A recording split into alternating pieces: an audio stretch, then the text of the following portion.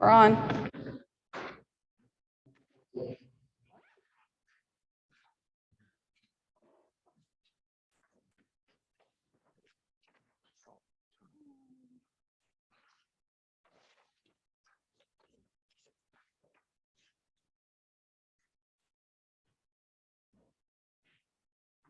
Let's say good evening to everyone, and we are here for the board meeting here, July the 13th, and we will stand and have the pledge of allegiance, and then after the pledge of allegiance will be the land acknowledgement.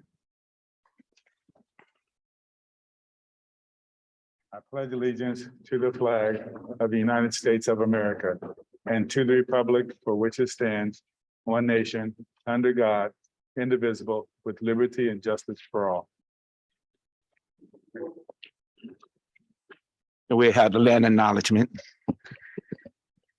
Good evening. We recognize that we are presently on the lands of the Chochenyo, Muwekma, Parkin, Ohlone peoples and acknowledge them as the first inhabitants of the land we currently occupy. All right, thank you. Now, we're about to start the meeting. The procedures for the meeting, once again, welcome to tonight's meeting. We are about to go in closed session. But before we do, the board is here to receive public comment on any closed session item that is agendized. The board will then adjourn to closed session and reconvene in open session to continue with the regular agenda at 6:30 p.m. If you are attending the meeting in person here at Dijon and you wish to make a public comment now on closed session item, you will need to submit an orange request to address the board form to indicate your desire to speak. If participating by Zoom, you will need to raise your hand by clicking on the appropriate icon in the Zoom app or by pressing *9 if accessing the meeting by phone. There is no yielding of time to another speaker, and there is no substitution of speaker permitted. Please finish up the orange cards, comment cards. Now, if you are here in the audience and if you are in the Zoom or attending by phone, please get in line to speak by raising your Zoom hand now. To access translation of the agenda, click the top of the web page using the word English for translation into multiple languages. Meeting interpretation services are available by Zoom by clicking the globe icon at the bottom of the screen. Due to the Brown Act, board members cannot discuss items that are not on the agenda and do not usually respond to items presented in public comment. Please note that the order of business may be changed without notice. And now we will go to the roll call now. President Christian, Present. Trustee Clerk Gonzalez-Hoy, Present. Trustee Reckler, Good evening, I'm present. Trustee Phillips, Trustee Smith-Folds. Good evening, everyone. Can you hear me? We could barely hear you. Uh-oh, can you hear me now? Is there a way we can turn up that mic, please? Can you say something one more time? Sure, can you hear me now? It's two.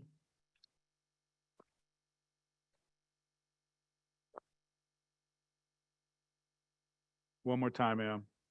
Can you hear me now?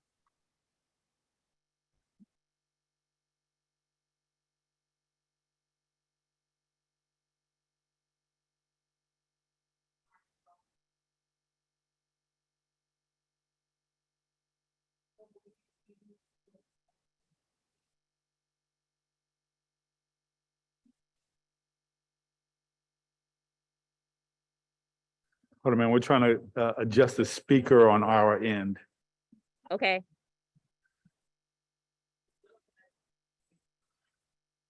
That was a little better. Can we turn it up? One more time, ma'am. good evening. Can you hear me? That's a little better. Okay, Okay, that's good right there. thank you so much. Good evening, everyone. Present. Thank you. 4 board members are present. 1 is absent at this time. Thank you, sir. Thank you, Dr. Hurst, and appreciate that. And now we're moving to the closed session items. For tonight, the board will consider public employee appointment, 2, liability claims, 3, conference with labor negotiation, and we'll adjourn, and that's it for our closed session, where we will be discussing. Are there any comments for closed session? There's no public comment. All right, thank you. And at this time, we will go into closed session and see you back at 6:30 p.m.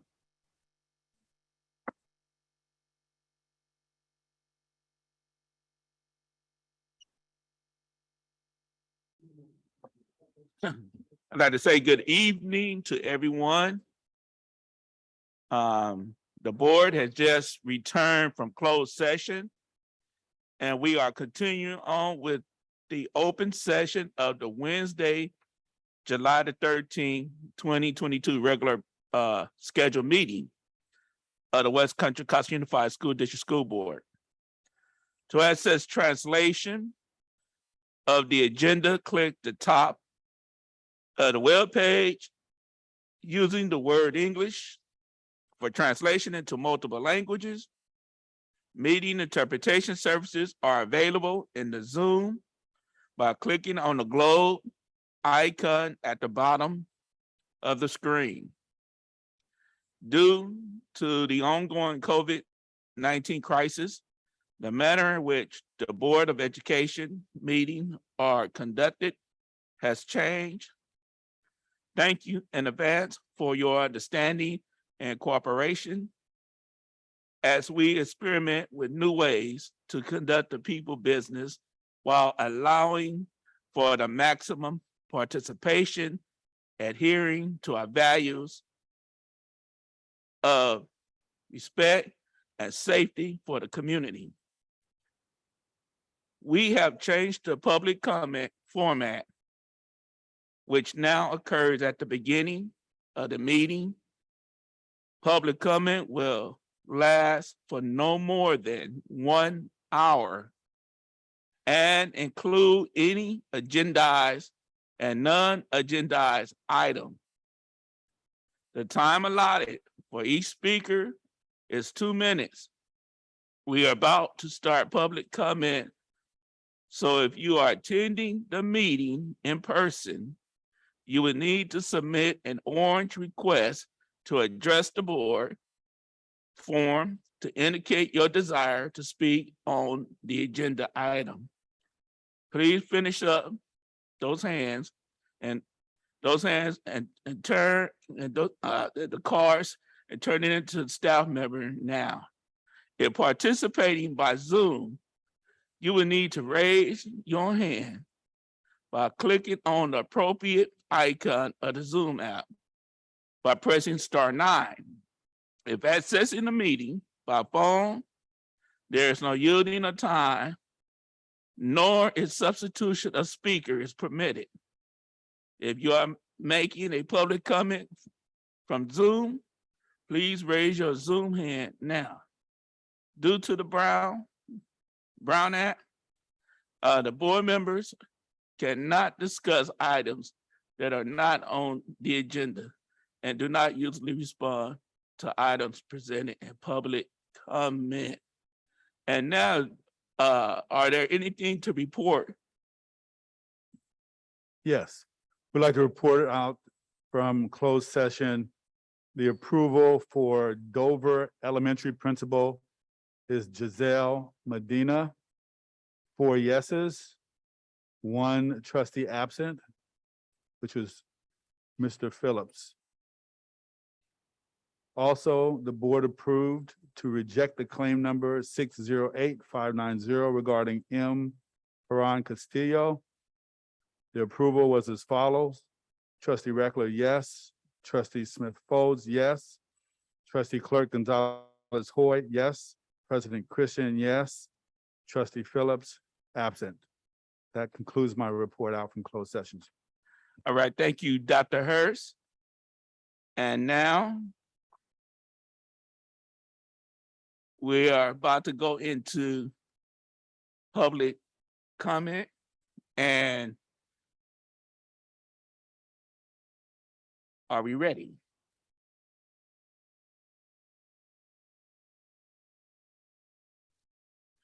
Our first public comment is John Zavala.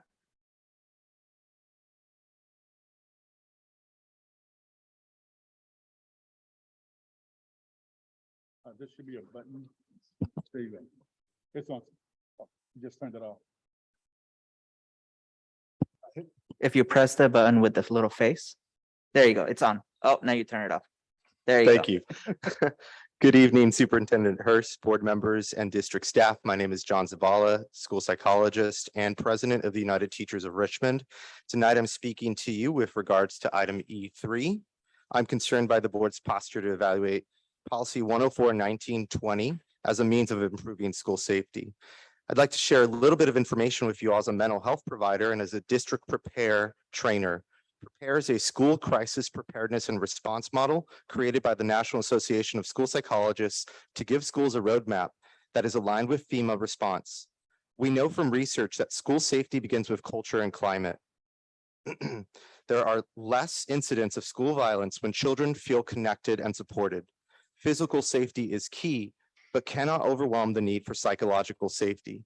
Increasing metal detectors, bars on windows, participating in school shooter trainings, and the hiring of SROs may create safer conditions, but may also create conditions where students are no longer able to learn. This is especially true for students who've experienced trauma, and the very reason behind board policy 104-1920 was created. We need to decriminalize schools for the students most at risk for the feelings of disconnection. And we have an incredible opportunity to increase school connectedness. West Contra Costa is a recipient of one of the largest community school grants in the state of California. We have the opportunity to be a transformational district. So instead of metal detectors and SROs, can you please focus on our community schools initiative? Have you been provided a plan for the hiring of the over 30 required community schools directed indicated by our grant funding? Has the district informed you of ways they will be substantially increasing mental health supports? Even more basic than this, does every student have a classroom teacher this fall? These are many basic steps that we can do to increase safety in West Contra Costa. I really hope you prioritize them, and I thank you for your time.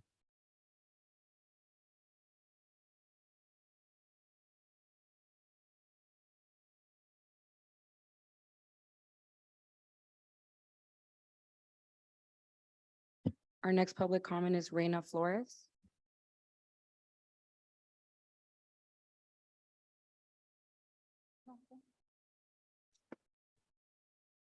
Hi, good evening. My name is Reina Flores and I am Richmond resident. I have a 7-year-old daughter who attends West County Mandarin School, and we are low income family. Also, my child is an English learner and she has an IEP. And I am asking you to authorize, the school bus for us for the school. It's so important for my girls to attend and to be in the community. Hi, my name's Esther, and I'm 7 years old, and I'm in 2nd grade. And I want you guys to vote for the bus. Thank you.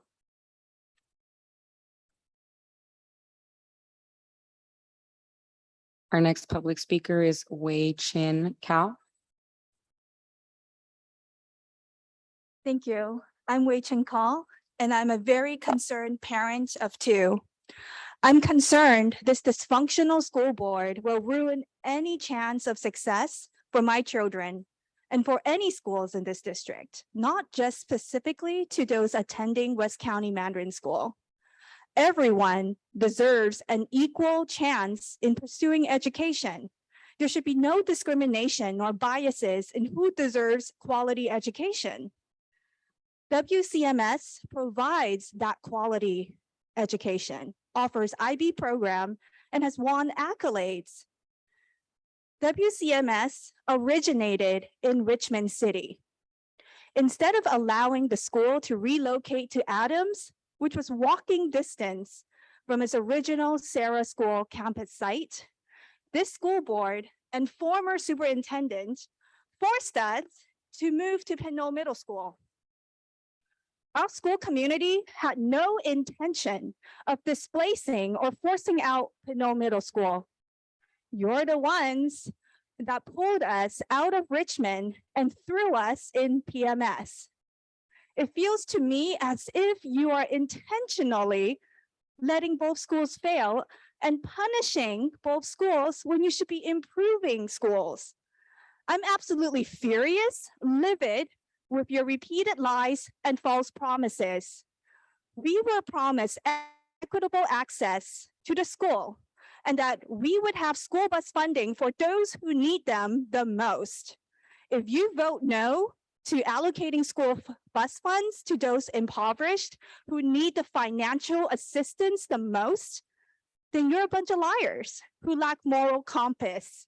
If you have any ounce of integrity left, please vote yes to.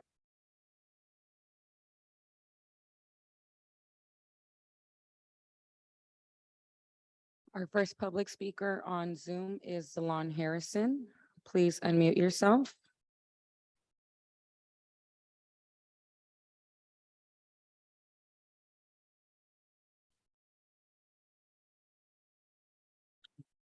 Our next public speaker is Cindy Wu. Please unmute yourself. Hi, good afternoon. My name is Cindy Wu, and I am a parent of the West County Mandarin School.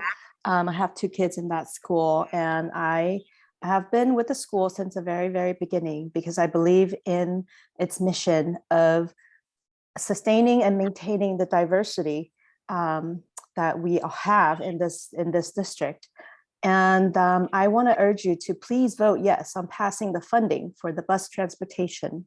My family is fortunate enough to be able to afford a car and that we are able to drop our kids off at school on our own. So I do not personally use the bus funding. However, I'm here to advocate for those who actually really, really do need this bus funding. And that's 25% of our school. And it is also a major percentage of that bus riders are using free and reduced lunch. So I'm here to speak on their behalf. And in addition, if bus transportation is eliminated, it's going to exacerbate the already congested traffic issue that happens at drop-off and pickup. So I really do urge you to please vote yes on this item. Thank you.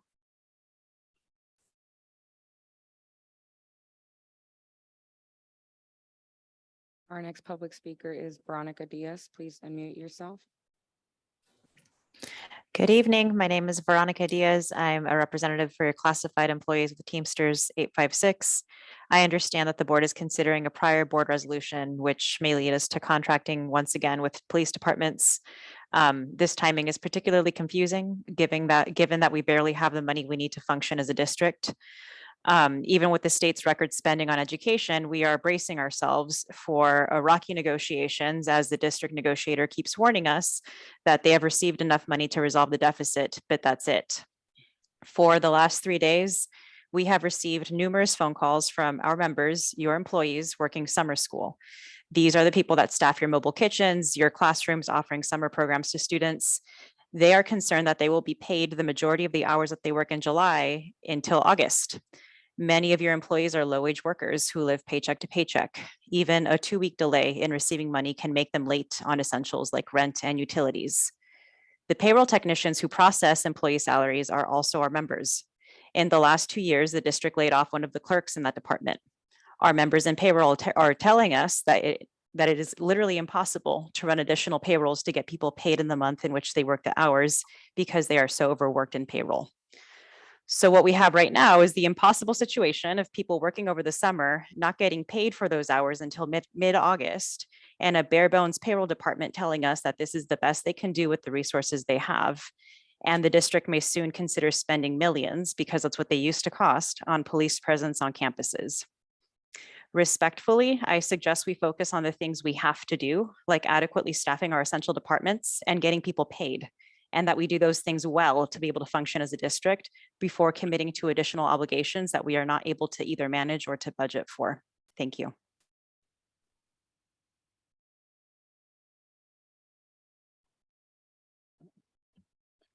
Our next public comment is Javier Naranjo. Please unmute yourself. I thank you for the opportunity to speak. My name is Javier Naranjo. My children ages 9 and 7 attend West County Mandarin School.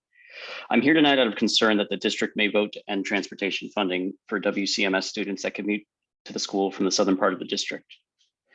Not only have WCMS families not been given adequate notice of this vote, stripping funding will cause turmoil for many families who don't have another transportation option for their child, or who cannot at this point in the summer re-register their child in their neighborhood school. Frankly, 2 days notice in the middle of summer is not reasonable. Ideally, all families affected by this vote should have the opportunity to explain their circumstances to the district and make themselves heard. I cannot predict how you all will vote or whether this item will be tabled for another meeting. Whatever decision you all make, I want to remind you that the district promised bus service for students living in Richmond, El Cerrito, and Kensington when it decided to relocate the school from Richmond to Pinole. Again, ending funding will negatively affect the school community and its ability to draw students from all socioeconomic and racial and ethnic backgrounds in the district. A quarter of all West County Mandarin students take the bus. The majority of these students are African-American and Latinx. More than 1/3 of students who ride the bus qualify for free or reduced price lunch.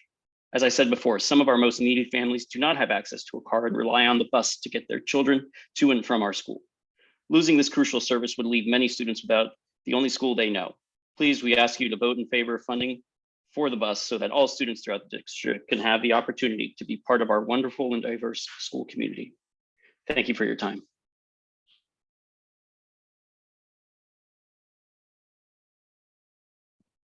Our next public comment is Gabby Drudge. Please unmute yourself. Thank you. My name is Gabby Drage, and I'm a teacher at El Cerrito High School. I want to make clear just how much damage would be done, not just by bringing SROs back on campus, but by this board even entertaining further debate as to whether or not police belong in schools. As numerous organizations in this board have pointed out over and over again, SROs on campus do not result in increased safety. There's simply no factual evidence to suggest they do. What data does show is that SROs instead pose a clear threat to our students, a concrete manifestation of the school to prison pipeline, disproportionately targeting students of color and those with disabilities. In the last year at El Cerrito High, the first year back since the original resolution condemning police violence, we had numerous incidents in which it was clear our campus was not safe for anyone. After 2 guns on campus and numerous brutal fights, I'm well aware there's much serious work to be done if we are to truly deliver on the quality of education we promise and that students deserve. What I still know, though, is that having a police officer on campus would not have prevented any of this. After the second gun incident especially, I found myself wishing numerous times for more outreach, attendance supports, and training for staff, for better coordination and communication between school sites, more meaningful support for our campus security team, or even just a manageable number of entry points onto campus. What I never found myself wishing for was someone else on campus with a weapon. The past 2 years have been downright cataclysmic for our students. The twin specters of COVID and police violence have threatened to take everything from them. This board acted rightly in 2020 to reassure us all that we could work together to reimagine school, one in which students would not have to walk a tightrope over the school to prison pipeline for the mere illusion of safety. I still believe in our ability to deliver on that. I need to be able to count on this board to do so too. How can I believe that we are working towards big changes if our response to any difficulty is to immediately double back? How can I believe that we can accomplish great things if we only give them a year or so to do it? How do I make data-based decisions for the sake of my students in my classroom when I know that decisions about my classroom are being made in the total absence of any data at all? Most importantly, how can anyone put faith in a board that doesn't see the harm in debating whether to make the sacrifices that we know institutional racism demands just to secure the promises of safety we know the police deliver only to the chosen few? Please do not vote in favor of action item 3. All of our time and effort is too precious to be spent debating what we already know doesn't work. Our next public comment is Sue Heenhes. Please unmute yourself. Hi, I'm Sujin Jez. I'm a mom of a 1st and 4th grader at the West County Mandarin School. I'm also a Black mom with 2 Black boys, and I wanted to talk about the school bus and how important it is to get our kids to school. Without a bus, I'm afraid that we can't continue to attend the West County Mandarin School, and I worry about where my kids will go at this point. And frankly, it keeps me up at night, and I'm really distraught about this. I want to flag that the school bus funding is largely paid for by families who can afford it, and the funding we seek from the district goes to support low-income families. And so the funding that is needed, as I saw on the agenda, is $37,000, which would be covered by the perhaps loss of revenue of 2 or 3 students leaving the district, which would be my kids. I know a number of other families who cannot continue to attend West County Mandarin School and would likely have to go to a charter or a private school or a place where we have room for us at this point. So I implore the board to really think about if it's a financial cost, not just the cost of the school bus, but the loss of revenues as families are forced to leave at this point. And frankly, I feel like the West County Mandarin School is something the district should be really proud of. It is this beautiful, diverse community. When we first enrolled our kid, I don't know what the numbers are, there were more Black students in the district as a whole. And my boys have so much joy going there. And I feel like for Black boys today, like just to have that ability to like live, enjoy, and be nurtured is something that fills my heart. And it makes me really sad to think about them having to go someplace else and having to explain this decision to them. So I really implore you to continue the bus funding so that all families can access this wonderful school that draws from the entire district. Thank you.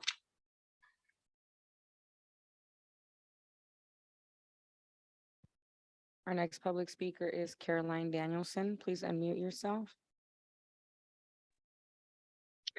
Thank you for the opportunity to speak. I'm also a parent of a West County Mandarin School student who will be entering 4th grade, and we've been with the school since kindergarten. I'm a PTA member and an APAC member as well. Just underscoring some of the comments that other parents and families have made, that the intention of the West County Mandarin School was to be a district-wide opportunity for students, and that the school bus funding with the move to Pinole has become essential to keep that promise of making it accessible. And the disruption would be difficult for families this year. I will also note that with inflation and with the increased traffic on the highway and the fact that Pinole is in the opposite direction of most jobs, that it really isn't a choice of parents maybe taking an extra few minutes to jump off the highway on their way to work. It's really in the opposite direction, and it's not close to BART, for example. So it's not a minor disruption for parents, and really the district funding can really help to make it continued accessible for low-income students. Thank you.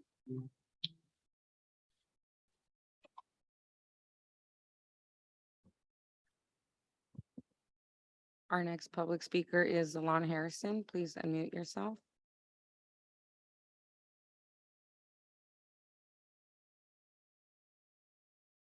Can you guys hear me? Yes. Can you hear me? Okay, thank you.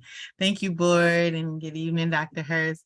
I'm here tonight because I really need you guys to really think about, is the police best for all kids? You guys already know what the data looks like for Black students and how that's not a good resource for, I know about the issues that's been happening at school sites and things of that nature, but I think the investment needs to be in, like the first speaker said, around looking at other options before we invest in police officers. Our taxpayer dollars pay for them to provide safety to our schools and things of that nature. So for us to take our limited resources and pay for them to police our children when we have all these educated people who get salaries to do things for our children. And then we also have a lot of community-based organizations that this district has not tapped into to address and support educators and students coming into school after 2 years of COVID. We need to think about innovative ways before we bring police officers as the only way to address Black students. We don't need guns and handcuffs and people who are not trained to deal with children on our campuses addressing the violence that our children are displaying. We need more appropriate support, cultural support, not just a whole bunch of services from an organization that you guys pay multi-million dollars to that don't have the data that show that they're helping our children. So don't say that's the support you're giving us. We need support that's gonna work and that has data to show that it works and that's identified by the Black parents. We need to be at the table when you guys are looking at that. And police are not gonna come back onto our campuses in peace if you guys don't partner with the parents before you make that decision. Police have come on campuses and done some cruel things to Black children as far as criminalizing them as children. So please think of other alternative ways before you invest in grown men and women that are police officers. Thank you.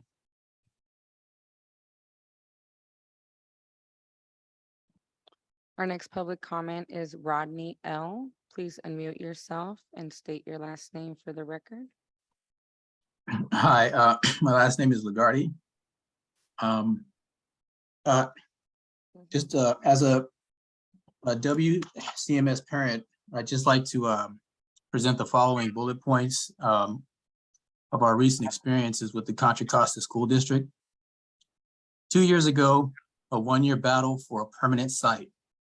District unwilling to budget cost to fix a desired site. District moved site 10 miles away without community input. 1 year ago, a one-year battle for bus service to access the moved site. Subsequently, a battle with the district to supplement costs of the bus service to get to the site the district moved 10 miles away. A caveat, district spent 2 times the budgeted amount to construct a playground at the moved site. So here we are today to battle again for the district to supplement cost of a bus service to get children to a school site that the district moved 10 miles away, on which the district built an over budget playground. For WCMS, we are walking the plank here. We are witnessing an expanding student body with a district proposal to increase denied access via the elimination of transportation services to WCMS. We are left with these cumulative actions in the name of cost reduction efforts by the district. We urge the district to reflect upon its decision-making with high scrutiny as we petition for continued bus services for our children. Thank you.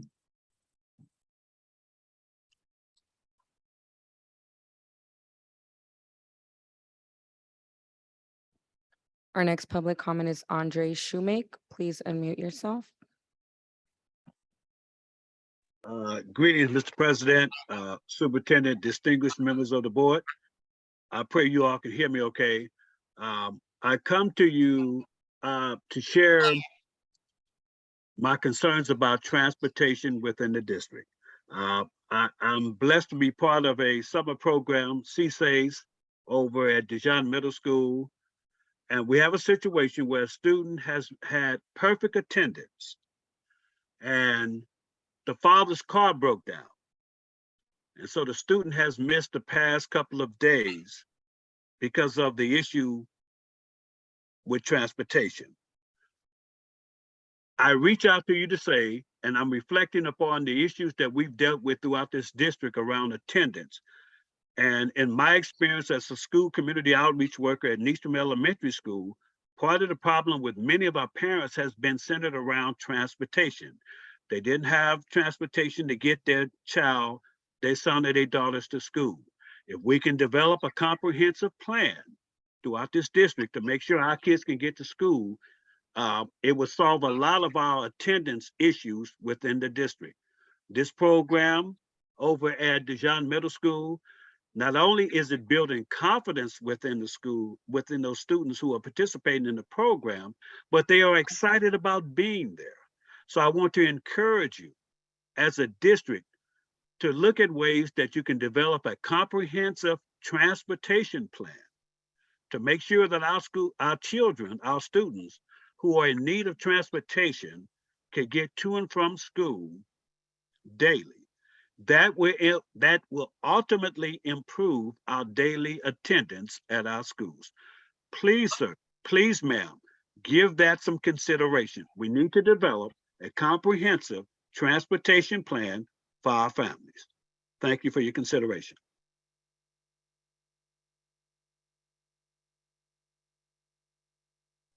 Our next public comment is Deborah. Please unmute yourself and state your last name for the record. Yes, good evening. My name is Deborah Small. Can you hear me? Yes. Yes, good evening. My name is Deborah Small. I am a Richmond resident and chair of the Richmond Reimagining Public Safety Community Task Force. I'm also a district parent with a child that just completed 5th grade at the Michelle Obama School. I am speaking around the issue of the school resource officers. And I'm not going to repeat what other people have said about the fact that police don't prevent crime and are not trained to deal with children. I do want to speak to alternatives. Here in Richmond, we've had the Office of Neighborhood Safety engaged in gun violence prevention now for well over a decade and have seen great results in the reduction in gun violence and other violence in our community as a result of their work. In fact, the ONS program has been a model for other cities to adopt as a way of doing early intervention to prevent gun violence and gang-related violence. It seems to me that before the district is willing to spend scarce funds to pay police, that it should look for those type of alternatives. I also want to point out that in elementary school, Michelle Obama is not the worst school in the district, and still less than 30% of the children there are proficient in reading and less than 20% are proficient in math. The idea that we would want to spend money on police when we're not spending money to improve the educational outcomes of our students is disgraceful. And it represents why it is that we still have such bad educational outcomes in our district, particularly for minority students and immigration students and students with disabilities. I yield my time.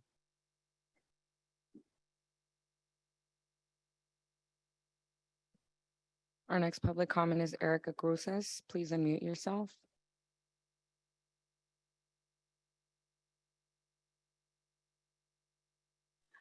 Muy buenas tardes. Bueno, principalmente quisiera ver, tengo tantos temas que hablar, pero ahora lo que quiero hablar principalmente es precisamente la interpretación.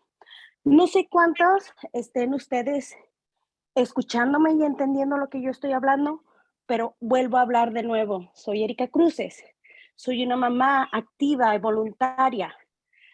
Soy copresidenta de MDAC y siempre es lo mismo pidiendo que tengan traducción. Y no solamente en español, sino que también tengamos traducción para todos los papás. También para pedirles, por favor, que toda la documentación que se esté entregando a cada uno de ellos estén en español. Entonces, espero que cada uno de ustedes esté entendiendo lo que yo estoy diciendo, porque nada más yo sé que se está entendiendo a los que están ahorita por Zoom. Pero las personas que están presentes, no sé si ahorita me están entendiendo lo que yo estoy diciendo. Ahora, lo que quiero decir es que todos los papás tienen el derecho de presentarse aquí y expresar sus opiniones.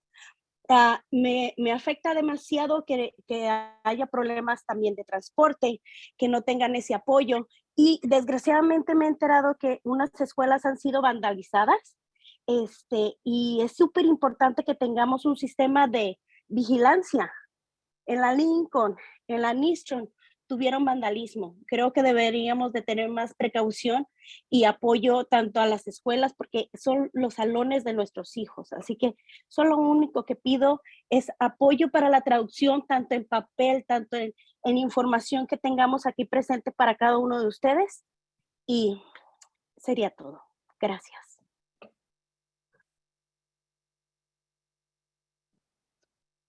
Our next public comment is Daniel Jorgens. Please unmute yourself.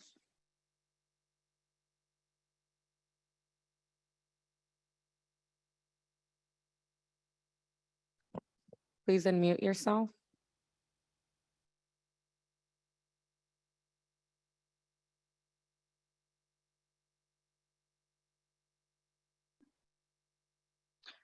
Our next public speaker is Jeffrey Bean Jr. Please unmute yourself.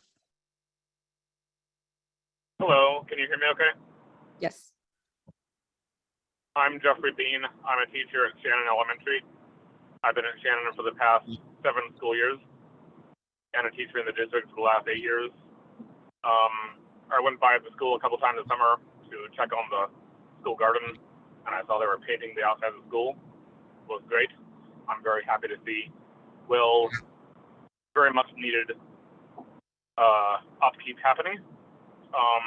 I also wanted to comment on tonight's board presentation regarding construction. I see that Shannon's new multi-purpose room is now slated to be opened in fall of 2024, which is a little over 2 years from now. I'm a little disappointed in the timeline. I've been hearing rumors of a new building, a new cafeteria at Shannon since I started teaching there 7 years ago, and it seems to take a long time to do. Our current cafeteria is a double portable. It's very loud inside, has loud refrigerators running, which makes it hard to hear assemblies, and we can barely fit half the school in for an assembly. So if we want to do a real assembly, we have to kind of split into 3 groups, which is inconvenient. I'm hoping we can start assemblies up again this year. They've been on hold for 2 years because of COVID. Hopefully we can, hopefully that new building will come soon. Thank you for your time, and I appreciate all of the work that you do as board trustees. Have a good night.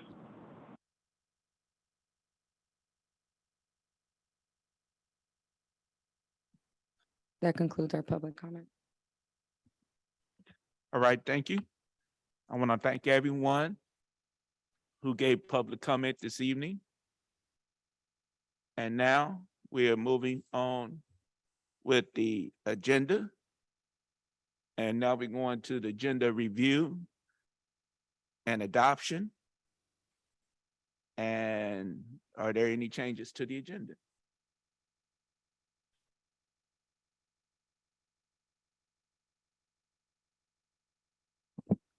Thank you. Thank you, President Christian. Yes. I would like to move item E5, the funding for the West County Mandarin School Bus Transportation, to be the first item on their action item, since we have families present and families waiting.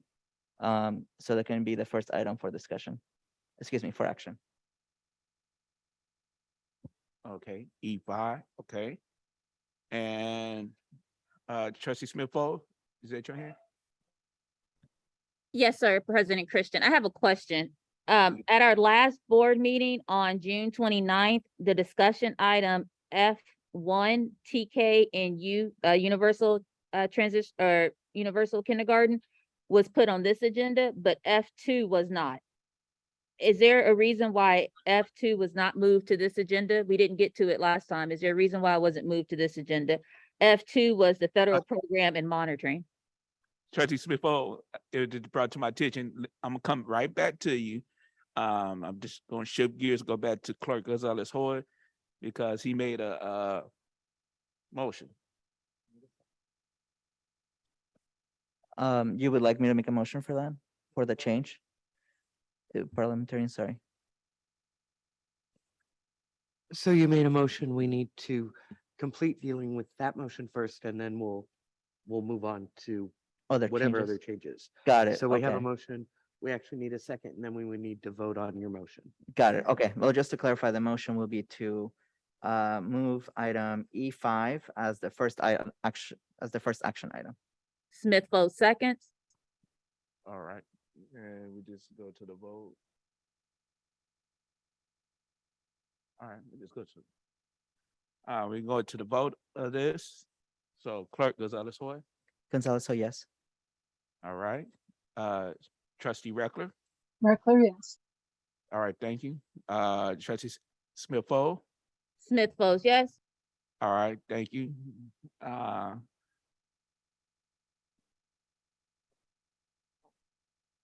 Trustee Phillips. And myself a yes. Motion passes and we go on. And now Trustee Smith-Fall. And President Christian, I don't know if this is the appropriate time to ask, but I'm just simply asking for a little bit of clarification why the discussion items that we didn't get to on June 29th, one was moved to this meeting, but the other one was not. So TK is on the agenda for tonight, but the federal program monitoring is not. Is there a reason why TK got moved to tonight, but federal program and monitoring did not? Is it going to be moved to a different agenda? Yes, Dr. Hurst will give clarification. Thank you. Trustee Smith Folds. Yes, we did not have it on tonight's agenda because those personnel are not available. They're actually out of the area right now. So we said that we would place that on the agenda item for August the 3rd. Thank you so much for that clarification, Dr. Hurst, and thank you so much, President Christian. I'm complete. Okay, thank you. Clerk Gonzalez-Hoy. Thank you. I'll make a motion that we approve the agenda with the change that we made earlier. Smith votes seconds. All right. We go to the vote. Clerk Gonzalez-Hoy. Gonzalez, yes. All right. Trustee Reckler. Reckler, yes. All right. Trustee Smith-Fall. Smith votes yes. All right. Trustee Phillips. And myself, a yes. Motion passes and we move on. President Christian, point of order. Go ahead. I can't hear Trustee Phillips. I don't know if it's just me, but I can't hear Trustee Phillips. So I'm not hearing his vote or his comments at all. I repeat his vote. His vote was a no.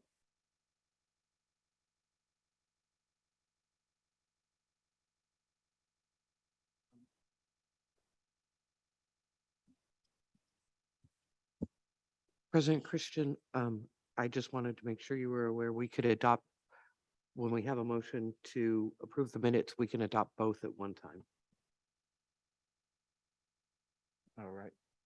Both of them at the same time. Okay. All right. And we go into the approval of minutes, March 16, 2022 and April the 13th, 2022. And so get a motion. I will move the approval of the minutes for March 16th and April 13th as presented. I'll second. Okay. Point of order, President Christian. What was that? I have a point of order. I have something to say about the meeting minutes. Go ahead. On April the 13th meeting notes, it says that my vote was not recorded on items B5 and C. Do you know why it says that my vote was not recorded? Dr. Hurst, do you know why I would say my vote was not recorded? We're gonna find out. Ms. Folds, that would have been just an error on our system that it didn't record when we put in your vote, but we can fix that.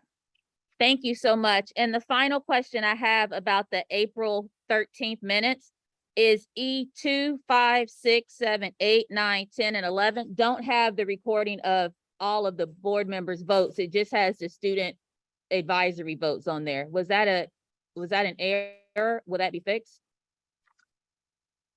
Can you repeat which number again? Yes, on E2, E5, E6, E7, E8, E9, E10, it looks like, an E11 that doesn't have it doesn't have everybody's vote, the board members' vote. It just has the advisory votes on there of the students. Okay, so that would have been a system error as well, so we can go back and correct that. Thank you so much. Those are all my concerns of the minutes, President Christian. All right, thank you. Thank you. And now we go to the vote. Point of order, actually, I mean, can I take back that motion and just approve the March 16th minutes? Because it seems that there are significant updates that need to be made to the April 13th set. So perhaps we just move March and come back to April when it's fixed. President Christian, if I could recommend that we ask the trustee for the motion to stand, because we can always go back and amend the minutes. So we would adopt what we have now, and at our next meeting, staff will provide the updated version, and we can adopt again. So we would adopt what we have, everything, and then we can go back and adopt the additional changes that needed to be added.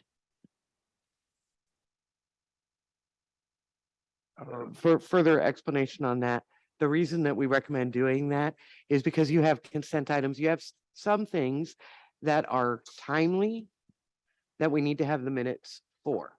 So there's no prevention of us from going back and updating the minutes later. All right, thank you. Thank you. Okay, so if I could just amend to say that we're approving March 16th and April 13th with a revise of April 13th to come back to the board, All right, if thank you. that's acceptable.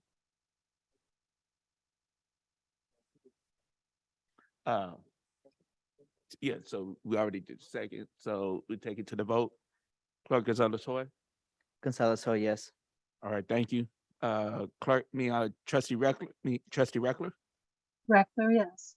All right, thank you. Trustee Smith-Fall. Smith-Folds, yes. Trustee Phillips. Yeah. All right, thank you. And myself, a yes. All right, and we move on with the agenda. And we're going to see the consent items. We need a motion to, Point of order, I have 2 items I'd like to pull, please. all right, trustee. I'd like to move consent with C1 contracts, new leaders pulled, and C8 resolution 2223 I'm sorry, dash. Reckler, you're not quite totally clear, so we can't tell if you're making a motion to approve those or if you're trying to pull them. Well, I'll approve it with the polls that I'm. We only reading. need the numbers that you want pulled, please. Okay, C1 contracts, new leaders only. And C8.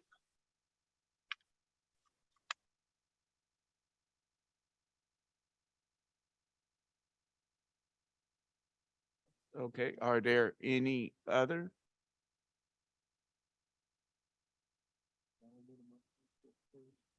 Need a motion? President Christian, I would like to move the consent items with pulling C1 only. And C8. Oh,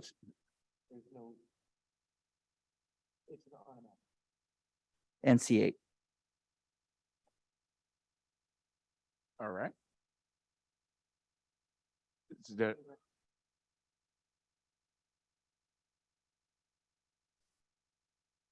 Is there a second? Reckler, second. Okay, thank you. All right, now we go to the vote. Clerk Gonzalez-Hoy. Gonzalez-Hoy, yes. Trustee Reckler. Reckler, yes. Trustee Smith-Fall. Smith-Folds, no. All right, Trustee Phillips. Yeah. And myself, a yes. And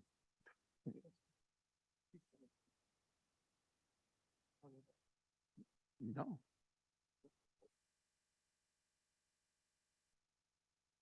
All right. And now we go into the superintendent report. Thank you very much. So if we could bring up the presentation, please.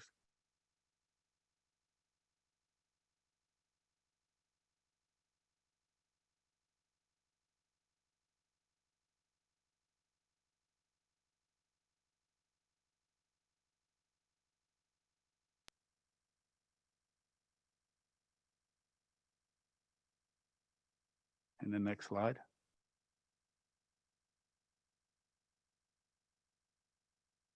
I'd like to say good evening to everyone. First of all, to the Board of Trustees and to the public. We wanted to first make aware to everyone, we had a student trustee, if we all remember her, Miss Irene Coe. Her mom is fighting breast cancer. We've done this in the past where we have shared on social media requests for a GoFundMe. So we just wanted to make that aware of to the board and to the public of that request from Irene Coe and her mom who's fighting breast cancer. Thank you very much. We can go to the next slide, please.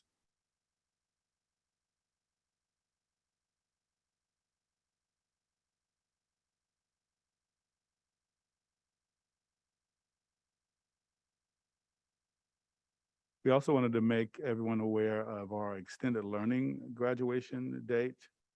Our extended learning graduation date will be Thursday, July 21st, 2022. Will be at 6 p.m. And that's going to be at the Richmond High School Stadium. So please calendar that event. Next slide.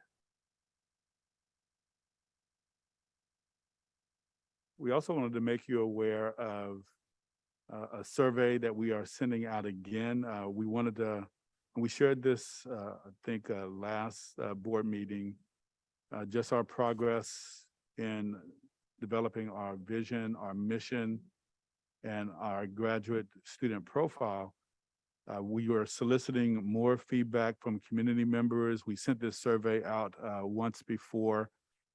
It's an opportunity for everyone to have a say-so on what our new vision and mission and graduate profile is going to be. When you go to the bit.ly link, it's going to take you to a series of statements, and you'll get the opportunity to see what has been developed by our community members. And there's statements that you can choose from in the mission area. There's statements you can choose from in the vision, and then also look at the skills for our graduate student profile. And again, we're sending this out again to all of our public, just encouraging your participation and feedback. And we wanted to do this one more time before presenting this to the board.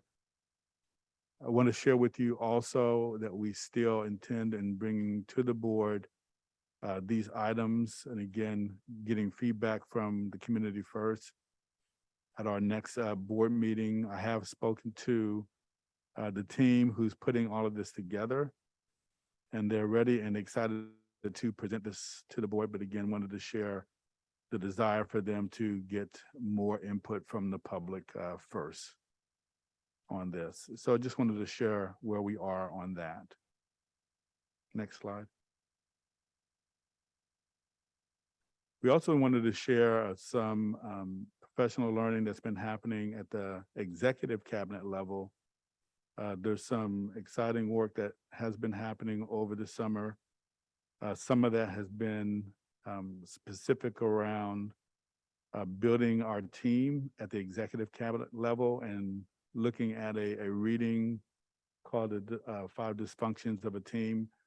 What are the 5 dysfunctions of a team, and what does a really healthy team look like? And again, this is professional learning that has happened with our executive team, to include myself and all of my executive cabinet. So you can see here, one of the dysfunctions of a team is one, absence of trust. And what does, on the other side, what is a healthy team, a trusting team look like? So this is really important because we truly do desire to build trusting relationships amongst each other first. We talked about that in our professional learning session. How do we build trust within the executive team first, within board members, within our learning community, but also with external stakeholders? We also talked about a dysfunctional team having fear of conflict and how that even translates into meetings that are boring. And then on the other side, what does a healthy team look like? Healthy conflict, where you have lively, interesting, passionate meetings, transparent meetings. You're solving real problems and you're solving those problems quickly. So again, this is part of our summit work. And how do we really go into this new year addressing these issues so that we have those lively meetings, and especially starting at the executive cabinet level. Another component that we talked about under dysfunctional teams is a failure to commit. And then on the other side, a healthy team, what does strong commitments look like? Next slide.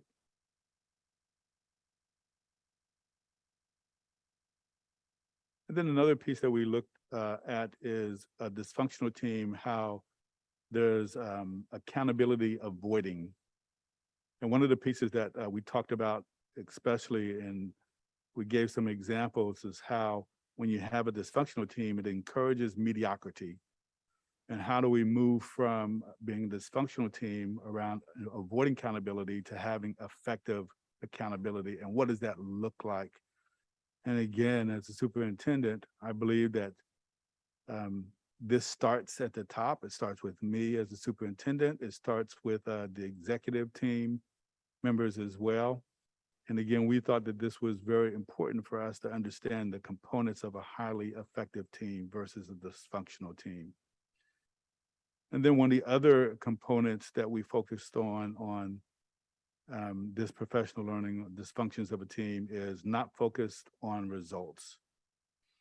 And really being a highly effective team and really focusing on results, collective results. So I wanted to share that piece with you. We do have some very specific next steps for each one of us on the executive team level.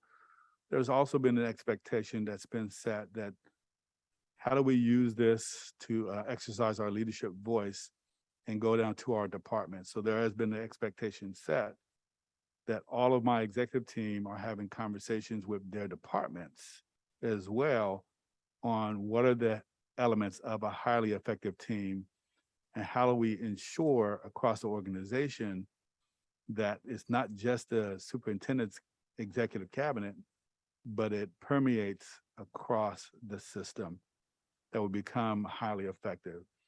And again, this was professional development that we felt that was certainly needed for us, especially going into the new year. And what was really great that I shared with the team, you know, coming here from Washington, I came in, hit the ground running. There was no time to breathe. We just kind of pressed forward and was bringing kids back, adults back 100%. But now we have the opportunity to really take a step back and plan accordingly and look at some of these things and themes on how to get better as a district.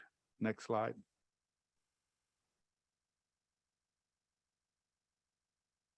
I think another piece that was really great as part of our professional learning, and again, it was a 2-day professional learning conference. I'm not sharing everything with you, but these two important pieces, and this is really tied to courageous conversations, the conversations that need to happen first amongst ourselves. So one of the key pieces that we discussed is what are the conversations that we need to have with one another as an executive team, and how do we use this protocol, this template, to have those conversations? So they use open the front door model OTFD, which stands for observation. Just simply state the facts, things that you observe. You then express a thought or opinion about what you observed as you're having this conversation. You express the impact and the feeling as well that you had when you observed. And then your desire or your purpose or your reason or your resolution. What was really important as well is the facilitator actually had us go through an activity where we had to draft up a conversation, a real conversation that we were going to have with either someone that was within the room on the executive team or within the organization or outside the organization. So we all spent time actually drafting up a real courageous conversation that we were going to have, including myself. So I wanted to share that piece with you, and I believe that is the last slide. And at this time, I'll turn it back over to you, Mr. President. All right, thank you. Thank you, Dr. Hurst. Are there any questions? All right. Now we go to E. And 5 is moved up. And we go from there. The item is funding for West County Mandarin School Bus Transportation. So that's E5, so that's moved up. We'll open with that item. Is a request to have this placed on the agenda for the full board discussion, but I just wanted to share with you that I've been here a year. When I came here, this was a conversation piece, and I'll just share with you my experience with this. There was 2 board meetings where I had to present on this item. On the first board meeting, we presented supplementing the cost of the bus through a Silver Givings Fund. This was provided to the district through the Silver Givings Foundation. It was in the amount of $100,000, and it was for implementing a middle school bus pilot program. Now, when we first presented the information, I did not know at that time that we did not present all the information to the board. And then also at that time, I'll share with you that I did not have all the information, and we had to come back at another board meeting because we did find out from a community member that there was a component in the Silver Givings grant that said that it was for a middle school bus pilot program, and we presented it, and it wasn't for a middle school at that time. I will share that I contacted the previous administration, and they contacted Silver Givings Fund, and since then, the Silver Givings Fund did write a letter and authorized the use of that $100,000 for any level of a pilot bus program and not just limited to a middle school program. So that happened after the fact. However, the second board meeting I presented to the board, we presented, and those monies or the supplemental monies came from the esser funds. So I wanted to give, I'm sorry, it wasn't the esser funds, it was actually through LCAP the first time. So I wanted to share that piece with you. And I wanted to also share that I share with the board, when you look at the preces, there's some information that needs to be corrected. It needs to be updated to a total cost of $160,000 with the cost of the district of $55,000.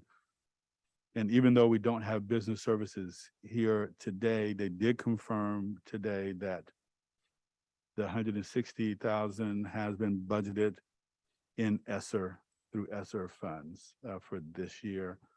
And that has since been approved by the board. So I wanted to give you that historical context, share with you why it is on the agenda for today for full board discussion and possible action. I'll turn it back over to the president for questions. All right, and we go to what question? All right, clerk, there's other toy. Oh. Trustee Reckler. So if I could just be clear, at the June 29th meeting, the Mandarin school bus in the amount of $161,000 was approved by this board. And so there is no discussion tonight about whether the bus is to be funded or not. It has been funded, is that correct? So yes, in the conversation that I had with Linda Grunhofer, she says it is a line item, it is funded and it was approved. Thank you.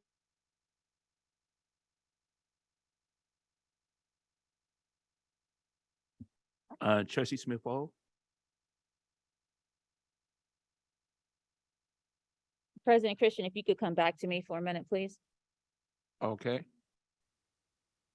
Clerk, there's other toy. Thank you, President Christian. Dr. Hurst, I'm sorry, I just wanted to clarify on that.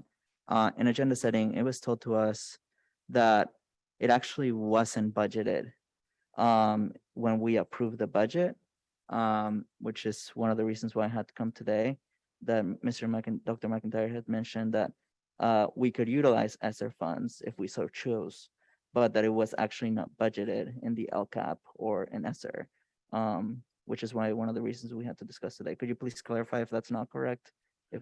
Yeah, absolutely. And I wish that Linda Grunhofer could be here because we did spend some time on this today because that was a conversation piece as well. I think we assumed that it was coming out of the LCAP.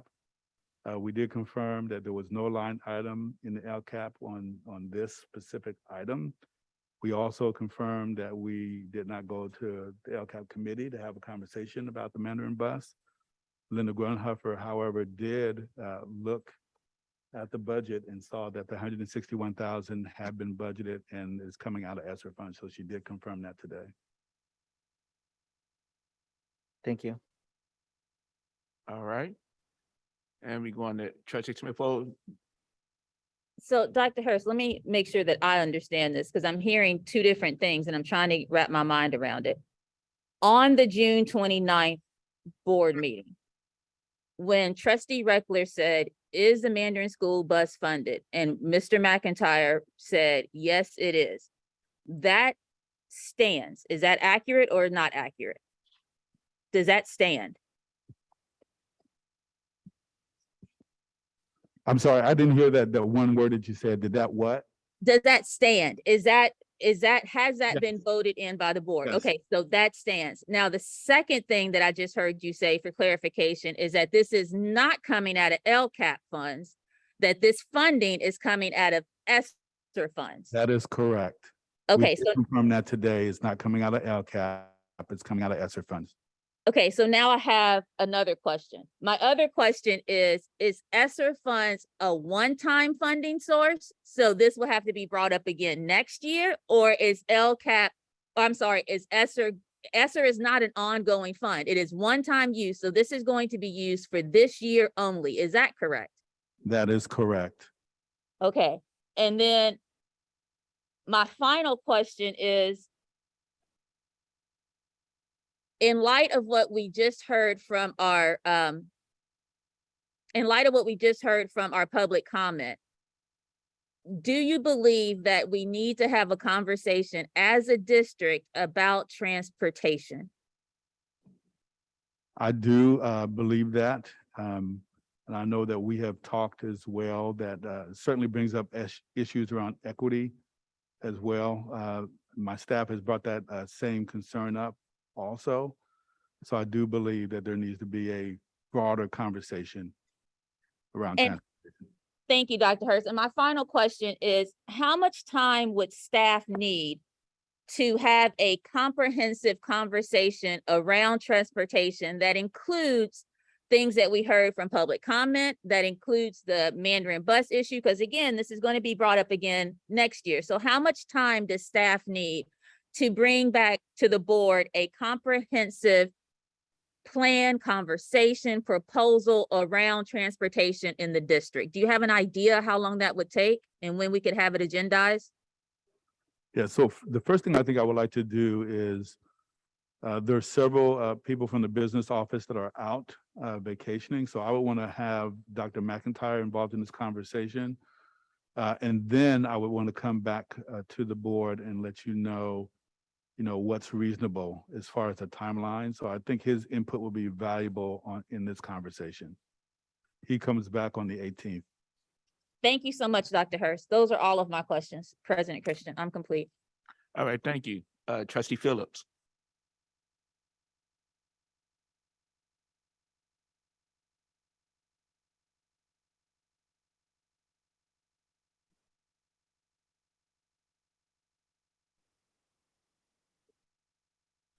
All right, so what do we do?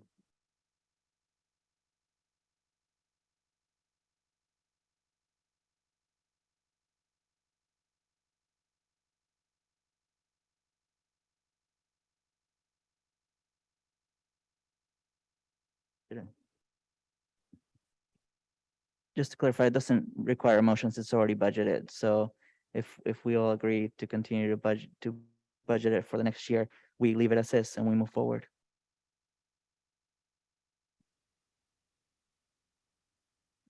All right, now we're moving to E1.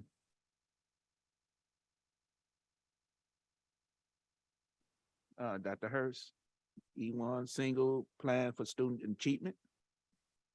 Thank you, sir. We're going to have Ms. Martin present on this, please.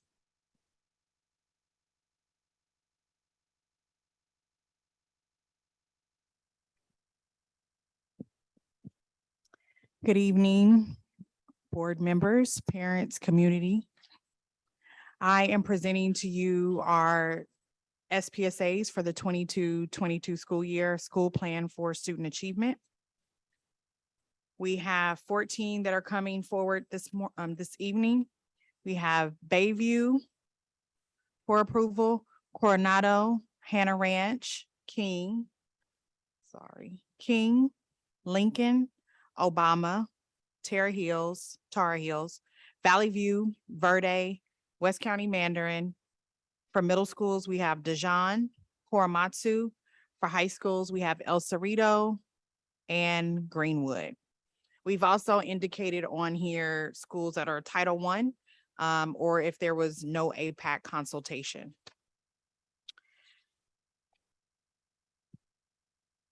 The single plan for student achievement is a document that represents a school cycle of continuous improvement for student achievement. The annual process of developing, reviewing, and updating the SPSA includes a comprehensive review of data and the development of actions necessary to achieve school goals. In essence, the SPSA is a school's blueprint to improve the academic performance of all students. Next slide, please. Why do schools need an SPSA? Regulatory compliance. The school must develop a school plan SPSA when the school operates Title I program, Education Code Section 64001, or the district determines that schools must complete an SPSA, or the school has been identified for comprehensive support and improvement, CSI. The best practice for a cycle of continuous improvement is to analyze data, identify strengths, areas of growth, plan and implement action, services, and then further analyze data and so on. Next slide, please. The 2022-23 SPSA and West Contra Costa Unified School District vision and goals. The goals were newly developed according to the instructional focus plan. Also, our 3-year local control accountability plan, the LCAP, describes metrics and action services to meet district goals. It connects schools' goals, metrics, and action services and expenditures to the LCAP. It also aligns to grade level, departmental level groups, design specific plans for implementation and actions and services in the SPSA. Next slide, please.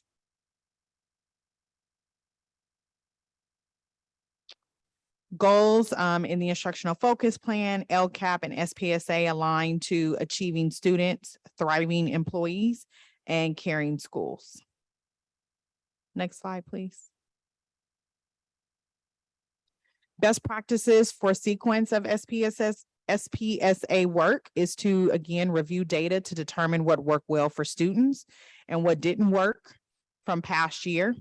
Identify needs for the upcoming year. Identify metrics to measure success. Develop goals to address needs. Design action steps to meet goals during upcoming year, and fund the actions and services to meet goals. Next slide, please. The SPSA overview and introduction pages. The first page has purpose and description, school-wide program, the comprehensive support and improvement, and their theory of action. It also includes the school-wide components such as equal access, stakeholder involvement, and resource inequities. Next slide, please. This is the cover page of the SPSA. So as you can see here, it has the actions to support goals, timelines, student subgroups that are being serviced based on this particular goal, the person responsible for it, and then also the proposed expenditures are on the right of the SPSA. Next slide, please. The role of the Schoolside Council. The SSC shall collaborate on the content and development of the SPSA. The SPSA shall be reviewed annually and updated, including proposed expenditure of funds allocated to the school through the CON-app and the Local Control Accountability Plan, also known as LCAP, if any, by the SSC, according to Education Code Section 64001I. SPSA shall be reviewed and approved by the governing board at a regularly scheduled meeting whenever there are material changes. Next slide, please. The role of the English Learner Advisory Council, also ELAC. Each California public school, grades kindergarten through 12 with 21 or more English learners must form an English Learner Advisory Committee, ELAC. Their responsibilities include advising the principal and staff in the development of a site plan for English learners and submitting the plan to the Schoolside Council for consideration of inclusion in the school plan for student achievement. Assisting in the development of the school-wide needs assessment, identify ways to make parents aware of the importance of regular school attendance. Each ELAC shall have the opportunity to elect at least one member to the Multilingual District English Learner Advisory Committee, also MDAC. Next slide, please. The role of African American Parent Advisory Council, APAC, is to meet with the site administrator and review the African American student frame in the SPSA. Advise the principal in the development of a site plan to support African American Black students and submission of that plan to the Schoolside Council for consideration of inclusion in the school plan for student achievement. Review data and trends pertaining to the achievement of African American students. Ensure that there are resources dedicated to African American students and review the data. Support with planning a family night for the APAC and the family-friendly walkthrough at the school site. Assisting in the development of school-wide needs assessment, and elect a delegate to the district's African American Site Advisory Team. Next slide, please.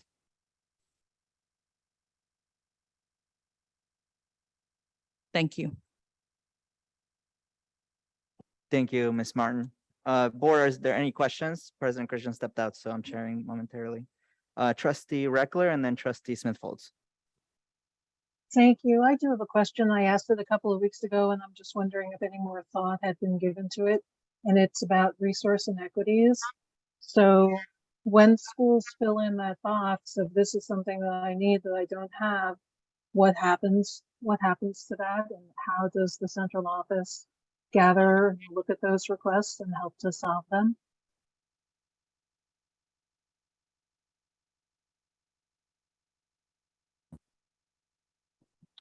Trustee Reckler, I actually cannot hear your question. Do you mind repeating it? I'm moving closer to the speaker so I can hear you. No, not at all. And you feel my pain, my Dijon pain. I'm so sorry. Let me know when you're ready. Okay, so I asked this question a couple of weeks ago, and I was wondering if any more thought had been given to it. And it is, there's a box in the SPSAs that lets schools fill in thoughts about resource inequities.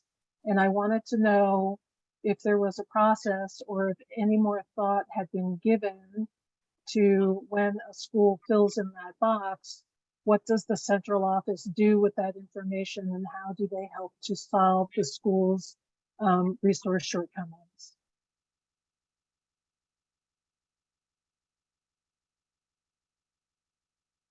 I was able to hear you that time.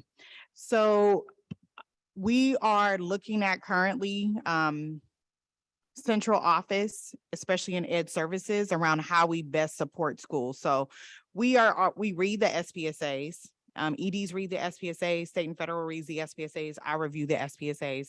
And then we're really just trying to figure out how do we give schools more support that needed based on what their SPSA says. And then we've had principals who've reached out and said, like, I don't have a SCAL at my school site. How are you supporting me with that? And so one of the things, even with the full service community school grant, is we are looking at how do we have at least a couple of SCALs that are either central and that we're actually moving them to school sites to help support, especially when we're talking about really recruiting and parent engagement. How do we make sure that we have some centralized resources? We can't clearly give every single school that doesn't have something, but if we have resources internally and then we're able to triage those resources to schools that have the need, then that is part of what we are strategizing on currently right now. It was actually a conversation that we just had last week. Thinking about even SCALs, which has come up quite a bit from some of the schools who need more of that support. So that's part of our strategy, is just thinking about centrally, how do we triage more of that support to school sites? And then also, really also just trying to work with our funders, partners, building more partnerships across the district to really get more resources to our schools that are under-resourced. And, because if they're not a Title I school, you actually don't have many of the resources that other schools have. Thank you. That's all the questions that I have. All right, Trustee Smith-Fall. Thank you so much for the presentation. I do have a couple of questions. I just want to make sure that I'm keeping up with the math. We have 14 coming tonight. We had 10 coming previously. So that's a little under half of all the ones that we have, all the SPSAs we have in the school. Can you give me a timeline when you think we're going to get the following 20 plus SPSAs coming to the board?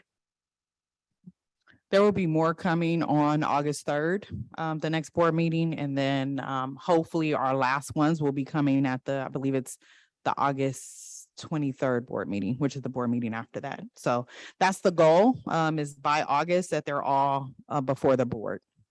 Thank you. And then my second question is, Vista Virtual School and Vista Land, are they two separate SPSAs, one SPSA? How is that being approached? Because they're two different schools, right? So is the virtual school going to have an SPSA that comes forward and Vista Land going to have an SPSA that comes forward? Can you give me a little bit more information about that? My understanding when I looked through the list is that Vista just has one SPSA, where they've outlined separately the needs of the two different campuses, but it's just one SPSA. So do they have one ELAC and do they have one APAC that's going to manage both sites? And do they have two SSCs or one SSC? My understanding is one SSC, well, I take that back. I do believe that Edith, her original intent was to have one SSC per campus, one ELAC per campus, one APAC per campus. So let me follow up on that, but she does not have more than one SPSA. So let me follow up on making sure that either we're doing two or that she's submitting one. Okay, I would appreciate the follow-up on that. The last question I have is, what are some strategies that the district office is talking about when it comes to retention and recruitment of your ELACs and of your APACs? Because and let me just give you a little context. One of the things is like, if Bayview didn't have an APAC this year, right? What are we doing to recruit to make sure they have an APAC for next year, right? What are we doing to retain those APACs that start in elementary school and move all the way through elementary school, right? Those same members that are on the APAC, are we recruiting more members on the APAC? So we're not constantly starting over. So what are the strategies for retention and recruitment of these very important PACs at our school, the ELACs and the APACs? That's a great question. I'm not sure I have an answer for that around how we're ensuring that we're continuing to recruit and keep the same members. I know there's an expiration for the amount of time you can serve on SSE and ELAC. I'm not exactly sure how we've been focusing on recruitment. I know that's the real role of our SCOWs, but I can definitely bring that forward to Family and Community Engagement Office as a conversation and follow up with an email to you around some thoughts around how we can ensure that parents continue even from school to school, you know, especially if you're transitioning from elementary to middle school or to high school. How do we ensure that parents stay involved? Great question. Not exactly sure how we've done with ensuring that that happens, because that's really on the ground level, you know, with the principal and the SCOW. We could definitely think about strategies to help support principals in that effort, and especially training of our SCOWs, who that is one of their major roles, is to really ensure that they're recruiting. So yes, definitely we'll bring that back to Family and Community Engagement. Thank you so much. Those are all of my questions. President Christian, I'm complete. Okay, thank you. Trustee Phillips? No questions. All right. A motion? President Christian, I'll move that we approve the SPSAs presented tonight. All right. Reckler will second. All right, it's been seconded by Reckler. And questions? All right, we go to the vote. Clerk Gonzalez-Soy, Gonzalez, oh yes. Trustee Reckler, Reckler, yes. Trustee Smith-Fall. Smith-Folds, yes. All right, Trustee Phillips. Yeah. All right, and I am a yes. All right, it carries. And now we will move to E2, Williams lawsuit complaint quarterly report. Thank you, sir. Mr. Freeze, you're on, sir. Yes, tonight we're bringing forward the fourth quarter report for April through June. And there is a correction within the précis. The dates were incorrect. It was dated July 1, 2021 through September 30, 2021. And the date should be April through June 2022. During this period, we had 8 complaints. We had 6 complaints for De Anza. The complaints for De Anza were access to our student restrooms during the day. The principal has addressed those concerns and the complaint has been resolved. We had 1 complaint from El Cerrito. It was access to student restrooms. This issue has been addressed by the principal and this is resolved. And he had 1 complaint from Highland, and this was cleanliness of the restrooms. This has been addressed with our custodial staff and this has been resolved. We ask that the board approve the quarterly report.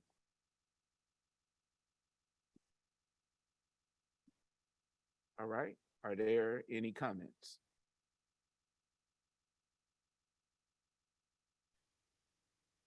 Trustee Reckler.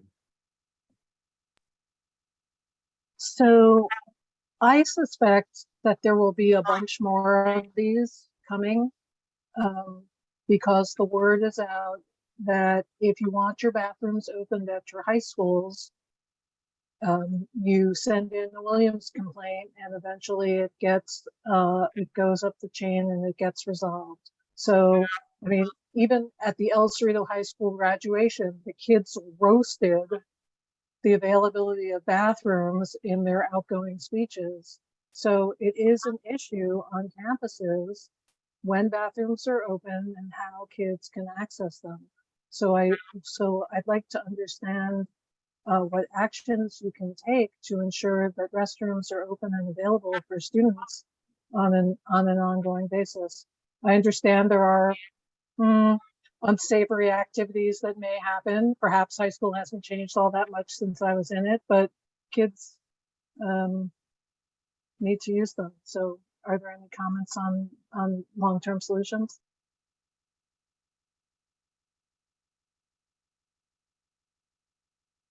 All right. Are there any other comments? Trustee Smith-Fall? So I have I'm not sure that trustee Reckler's question got answered. I think she was asking a question, but so I'm gonna pause for 1 second. And President Christian, I think trustee Reckler was actually asking a question of Mr. Freeze. He may not have been able to hear, but that was actually a question. So I'm gonna yield my time back to trustee Reckler, and then please come back to me after her question gets answered. Thank you. Okay. If you could repeat the question, it is very difficult to hear. So the question is that what is being done to resolve this on a long-term basis? I mean, you're going to get slammed with a bunch of Williams reports because kids now send them in because they want the bathrooms open and they know. So what is the solution to having the availability of restrooms on an ongoing basis for students to use? So the issue of having access to the restrooms, and I understand that, and we try to address that with the principals and the site staff. That is an ed services issue as far as CSSs and when they can open the restrooms and how they're monitored. I'd have to defer that question to my colleague. Arisha.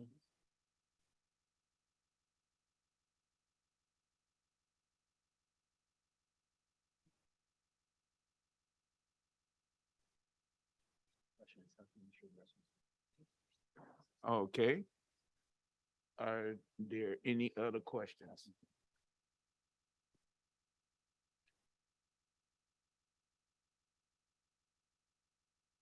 All right. Sorry, we're having a sidebar discussion. I would say that I'll work with the EDs and the principals to ensure that bathrooms are available for students to have access. Okay. Okay, thank you. President Christian, I do have a question. Okay, go ahead. Mr. Freeze, is there a difference between someone filing a uniform complaint and a Williams complaint? We have a uniform complaint form that we can file at the district, right? We have a uniform complaint form. Is there a difference between filing a uniform complaint form and filing a Williams complaint? Are there two different forms? Or does one trigger the other one? I would have to do the research on that. That's typically it would come out of HR on how those two different complaints forms are handled. But my involvement is strictly within the Williams side of it as it comes to facilities. Okay, thank you. Dr. Hurst, may I ask the same question to you? Is there a difference between the uniform complaint that can be filed at a site level? Anyone can walk into an office, get a uniform complaint form, or they can go to our district website and get a uniform complaint form and they can file a uniform complaint. Is there a difference between that uniform complaint and that Williams lawsuit complaint? And can you tell me the difference, Dr. Hurst? I wrote that down, trustee Smith Folds, and I will definitely find out and report back to you and an entire board. Thank you so much. And the only reason I ask is because I know that there have been a number of uniform complaints filed, and I don't know if those are supposed to show up in the Williams complaint documentation, quarterly report. That's why I'm asking. So, Mr. Freeze, if you know if they're supposed to show up or not, I would appreciate some clarity around that. We'll get you a response back in the Friday memo. Thank you so much. President Christian, I am complete. All right, thank you. All right. President Christian? Yep. I'll make a motion that we approve the quarterly report. Okay, this motion has been moved to move the quarterly report. Is it a second? Reckler will second. All right, it's second by Reckler. And now, question? Any more questions? President Christian, I do have a comment. Is a comment appropriate or just questions? Question. No questions. Thank you. Okay. And we go to the vote. All right. Clerk Gonzalez Hoy, Gonzalez, so yes. thank you. Trustee Reckler, Reckler, yes. thank you. Trustee Smith Fall, Smith Folds abstains. all right, thank you. Trustee Phillips, Yeah. all right, and I'm a yes. Thank you. And it carries, pass. All right,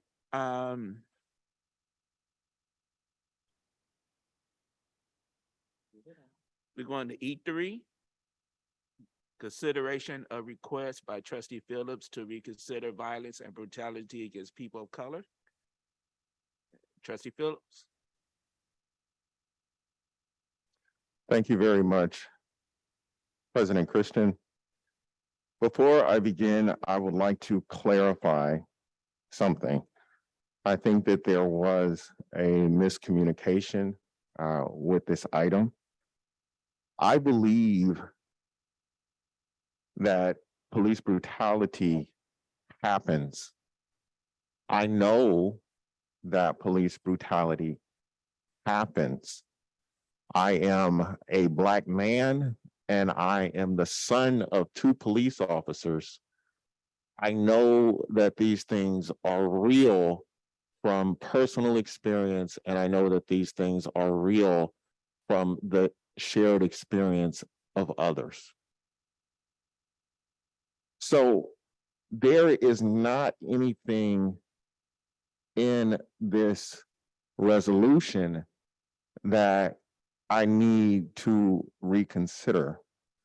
The resolution speaks to some facts that have events and incidents that have occurred that were just flat out wrong. But just like I know that police brutality is real, I also know that it was real that a child was robbed at gunpoint in one of our bathrooms at school. That's also real. And although I appreciate everyone who called in today, robbing people with guns, that is not part of my culture. That is not a cultural issue. And if I heard a non-African-American person say that, and if any of us heard a non-African-American person say that, we would be highly upset. What I want us to do is not reconsider this resolution. And if you read the resolve clauses in this resolution, nowhere does it say that we are not going to work with police on our school sites. It's not there. So this idea that we have to reconsider something is not true for multiple reasons, but the main reason I'll just stick with is that language is not actually in this resolution. Just read the resolve clauses. It does not say we will not work with police on our campuses. It doesn't say we will not work with police at all. What I am requesting is this, that the superintendent and his staff draft a policy about how this district can develop healthy relationships with police, students, and staff on our campuses. So the children and staff are protected and they are in a healthy environment. I'm asking for the superintendent and his staff to develop that policy and bring it back to the board for consideration. I'm not saying what that policy should be. I'm not saying that the policy should be that we hire a bunch of SROs or that we just have a relationship where they come on. But I want them to sit down and to figure out what this needs to look like to keep our kids and our staff safe. And I want them to bring back a policy about healthy relationships healthy working relationship. That's what I'm saying. A healthy working relationship with police on our campuses to keep our children and staff safe. That is not prohibited by the language of this resolution. Again, if you look at it, there is nowhere in this resolution. Look at the resolve clauses very carefully. There's nowhere in there that says we will not work with police. That is my request. So I will not be making a motion to reconsider a resolution that talks about violent acts that have happened to people, Black and brown people, because those acts really did happen. I really do not agree with the militarization of the police, but I also believe that it's necessary for our children's safety and our staff safety that we have a healthy working relationship with them.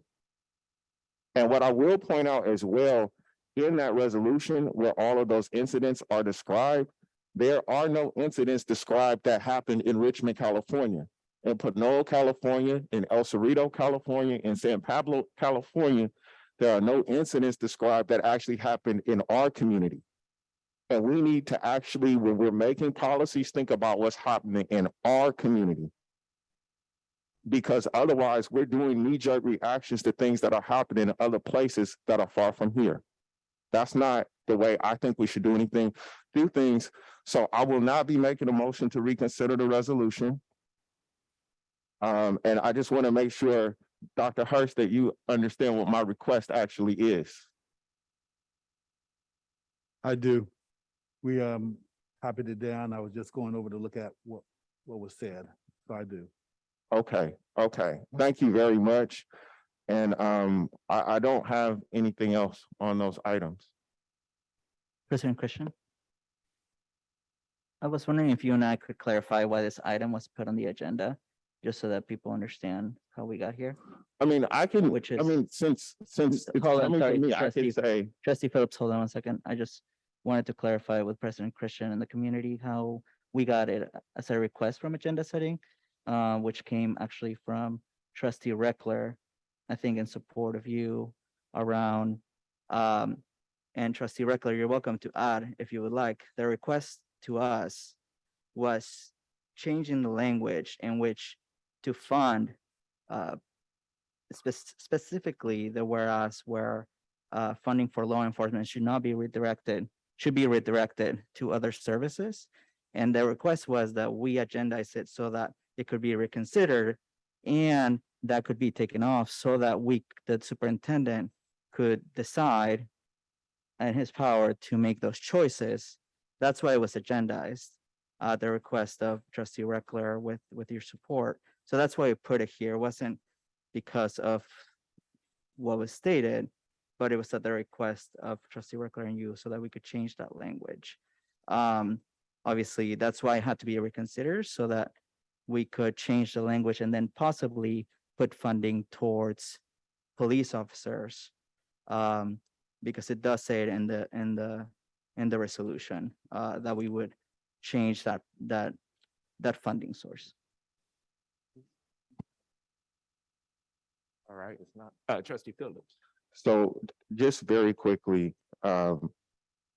Trustee Reckler is the most recent person to ask this. Trustee Dr. Hurst can speak to this. When I was still the board president, I actually asked about the police coming back. And I asked for it to be put in a presentation. It didn't really happen. So this is what is happening with Trustee Reckler making a request is something that I'd already requested. And I think that might be how my name got on there, because I think I actually asked first to have this discussion. But what I'm saying is what we do is we vote on resolve clauses. And there is nothing in the resolve clause saying that we will not, one, there's not even anything saying we won't fund police, but even I get funding is an issue. But there's not anything in there saying that we will not work with police. There is one clause in the whereas section that says we think that funding should be redirected from policing to other things. But again, that's not part of the resolve clause. And the truth of the matter is, even like with the city of San Pablo, for example, they just want to be able to come and work with the kids. And I'm not saying that some of these departments don't want funding. I mean, that would not be true. But what I'm saying is, even with San Pablo, they got their Jewel program where they work with youth. They just want to be able to come. But what's happening is there has been this spirit or this feeling, and where law enforcement agencies don't feel that they are welcomed or that they're wanted. And right now, I'm not even talking about money. I'm talking about just having a healthy relationship, about them being able to come and work with kids because that's what they want to do. And I'm saying we can't even do that because there's this spirit or feeling that this district and the board in particular doesn't want to have really any relationship with them other than dialing 911. And so all I'm asking the superintendent to do is to come back to the board with a draft policy to outline how this district can have a healthy relationship with law enforcement on campuses, emphasis on healthy, but that also keeps our children and staff safe. And if this board, when the policy comes back, if the board doesn't want it, the board can always say no. But that's what my request is. And this resolution does not prohibit that. And that's why there is no reason for me to ask for reconsideration of it. And I wouldn't, because it's about police brutality, and that does happen.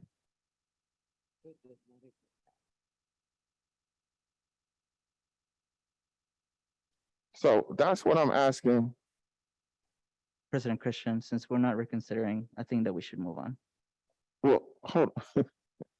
Well, you're not reconsidering, so the rules say that. President Christian, I'll pass it back to you.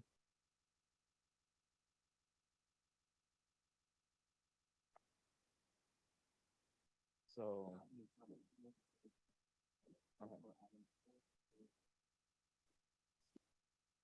So as there is no motion to reconsider, that makes item 4 moot.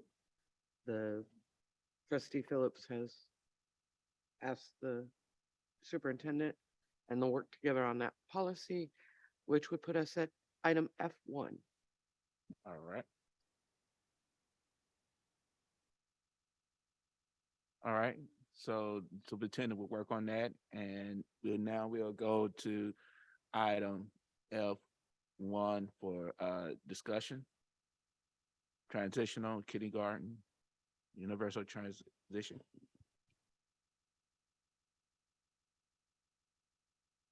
Good evening, board. Good evening, board. I have my director, Christy Resignio here, who will do the presentation on TK.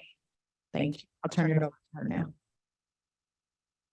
Good evening, board, superintendent and trustees.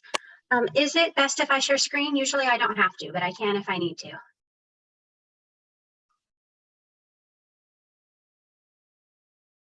I see a thumb up. Okay, so give me one quick moment.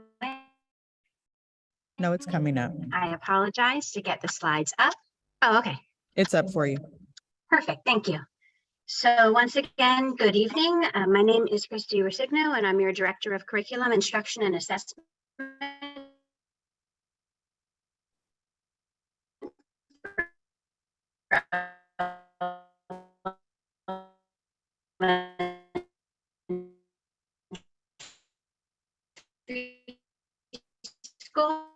Hi, Christy, you're breaking up. And I'm here to provide California.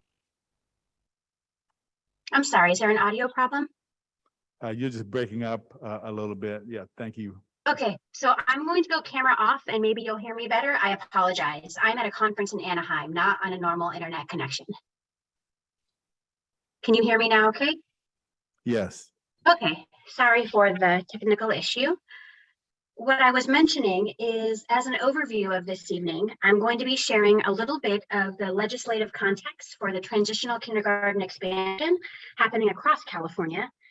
That's going to move us towards universal pre-kindergarten, giving access to students to free schooling who did not have it prior. Then I'm going to share information around our district projections locally around student enrollment, facilities, and workforce. And then finally, providing information around our expanded learning opportunities program as it relates to TK, providing access to expanded learning for students who maybe in the past did not have it in our district. If you can please go to the next slide.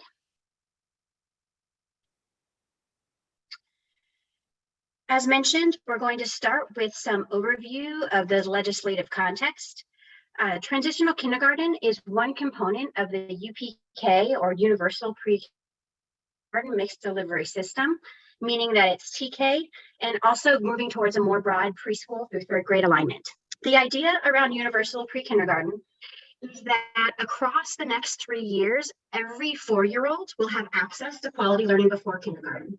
And as we are increasing access for the younger students, we also are going to be improving upon the alignment from preschool through third grade. So that is a little bit around the state context for the TK through 3 work that's going on.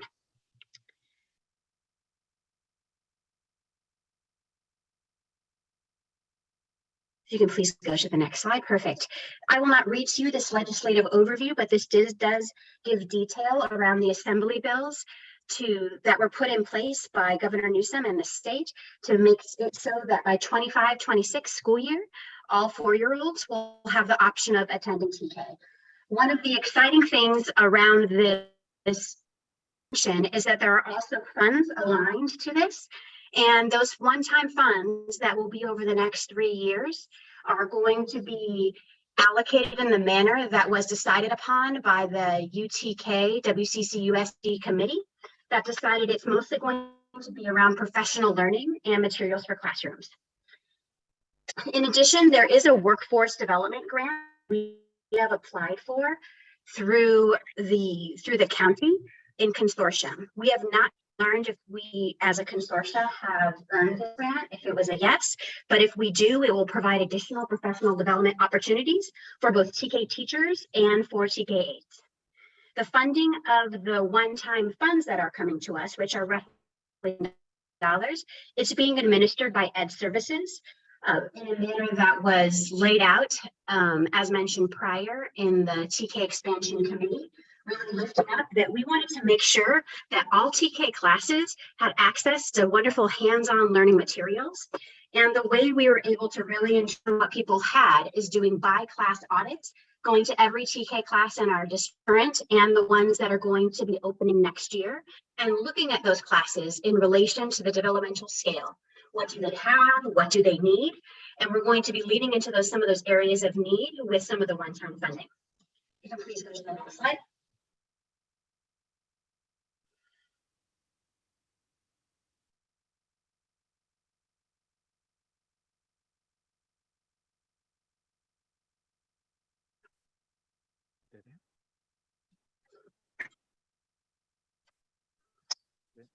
I'm not sure if it's me, but I've asked to go to the next slide.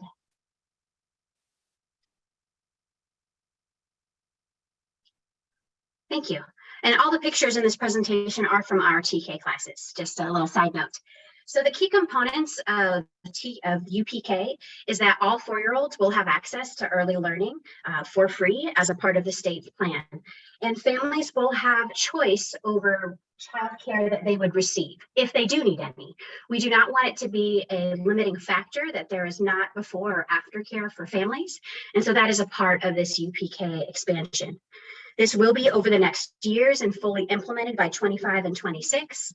And something to note is that the facilities for the classrooms of TK, they have to have the same things in place for kindergarten. We've been working closely with Mr. Freeze and his team to make sure the classes that we have are meeting those facilities needs. One exciting thing that I know the TK teachers are excited about is that the ratios for this next school year per the state are 1 to 12. And over the following year, they're going to likely reduce to 1 to 10. That does depend on future legislative funding. And TK teachers, part of their credentialing means that they need to not only have a multiple subject teaching credential, but also to have 24 ECE, which is early childhood education or child development units. And that requirement is starting August 21st, 2023.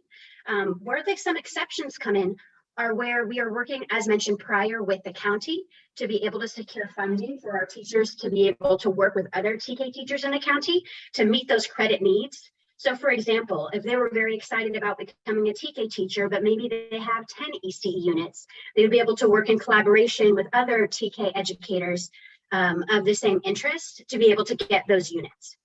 So that is one of the key components of UPK to make sure that we have classes that have teachers who not only have their multiple subject teaching credential, but also have those early childhood units because it is a little different working with kids down to age 4.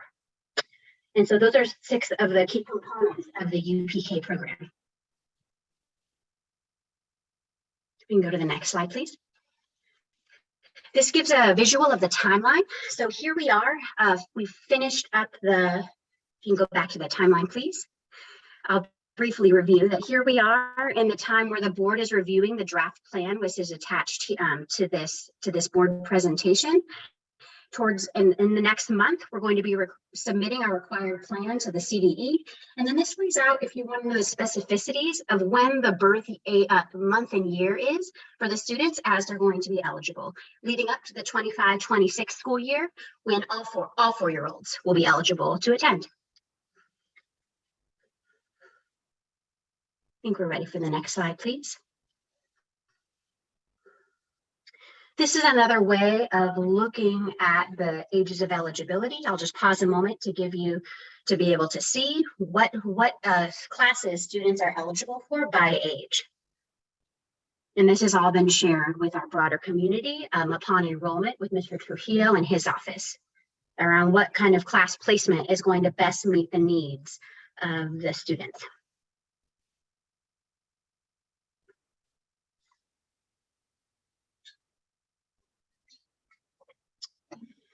And now more to the specific, so thinking about the implementation timeline and what it means for us, if you can please go to the next slide. These are our projections. This lays out the number of TK students we served, as you can see, the past years, and you can see the growth of the increased number of students that we are looking to be able to serve over the next years. If you look at that column that's 22-23, that will show you the number of TK students that we are intending to be able to serve, and we are opening classes in line with those numbers. And you can see how it increases and how we are going to be over doubling our TK classes by 25-26 in order to meet the wonderful opportunity that we have to meet the needs of our youngest learners on our school sites. The data here was compiled in collaboration with Mr. Freeze and his team around population and when, just like we do for kindergarten, when we're projecting enrollment for different areas. I think we're ready for the next slide, please. And then this is correlated. This is the number of classrooms that we're looking at opening. This year we had 17. Next year we're opening 3 more. And you can see over the next years how many classes we're looking to have. We'll be up to 53 by the time the TK expansion has been full.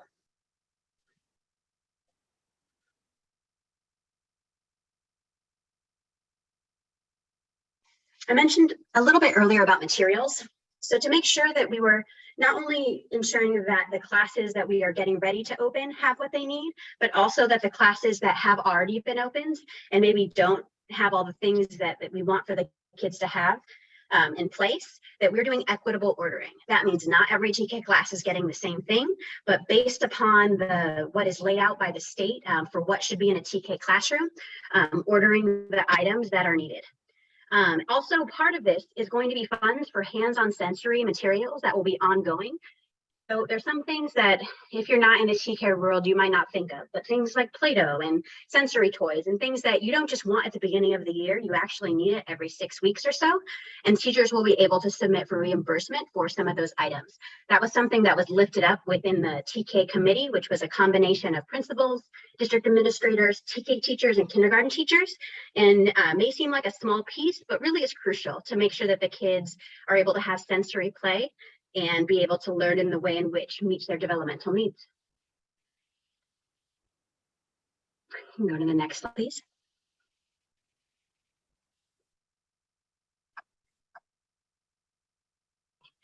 Okay, so this is laying out the projected workforce needs, where we are, because of the lowered ratio of classes, we are going to need to hire aides, and those positions have been posted for the TK classes.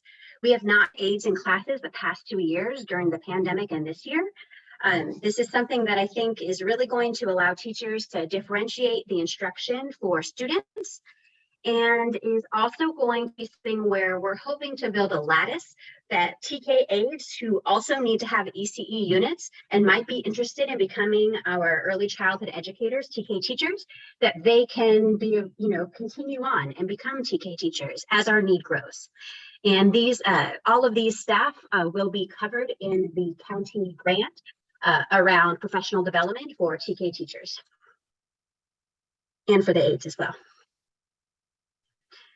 One thing to note also is that part of this professional development, we've been working closely with Mr. Moon, who used to be a WCCUSD educator and now is a county TK liaison. And he's going to be facilitating the community of practice with the TK teachers and aides throughout next year. And so for the TK rollout for next year, we will be having 3 new sites. If you're interested in detail, all the site information is linked to the presentation, but our 3 new sites we're opening, one is going to be at Collins Elementary School to serve the students living in that area. We're also opening one at Madera. And there's going to be a second class opened at Bayview, while the class at Lake is going to be moving over there. So Bayview will have 2 next year. We also are opening a class at Stewart. There's a roster of all the TK teachers we have hired and the aides that are being hired for 22-23. And as mentioned prior, we're having that smaller ratio of support for students by hiring instructional assistants for all classes.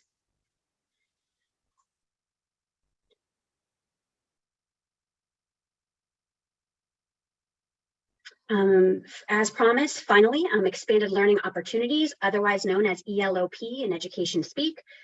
ELOP is something that is coming from the state, and it's around access for all students in elementary to up to a 9-hour school day. It is optional. Families do not have to participate in it, but the state does not want, and we locally don't want it to be a barrier. For example, that families would not enroll their child in TK or even in K because they don't have before or after care. This ongoing funding source is something that is for enrichment activities, and it's based upon our unduplicated pupil count. Those are our students who are designated by the state as needing more. The ratio for the programs in expanded learning, so that would be in aftercare and in summer school, is 1 to 10. And the plan is, there's details here around the plan. It's going to be posted to the site. Been working closely with our colleagues in Ms. Blackburn, her own, and her team. There's going to be auditing on making sure that it's there. The bottom line of this, I think, in relation to the TK plan is that we locally do not have have not had district-run programs for expanded learning that offer services to all TK. There was a little bit here and there, but it was not all. It was maybe the beginning of the year, middle of the year, or maybe the end of the year, or maybe only if you stay till a certain time.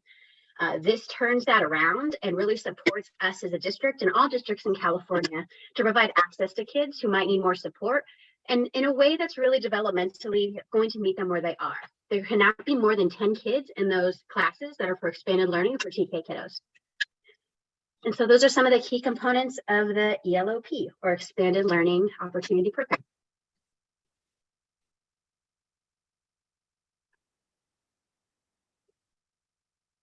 If you want to know a little more about who helped informed our plan, there's a list of the wonderful local family groups that we have shared our main components of our plan with and asked for their feedback and taken that feedback in to incorporate it, and also working with other local early education workforce and providers.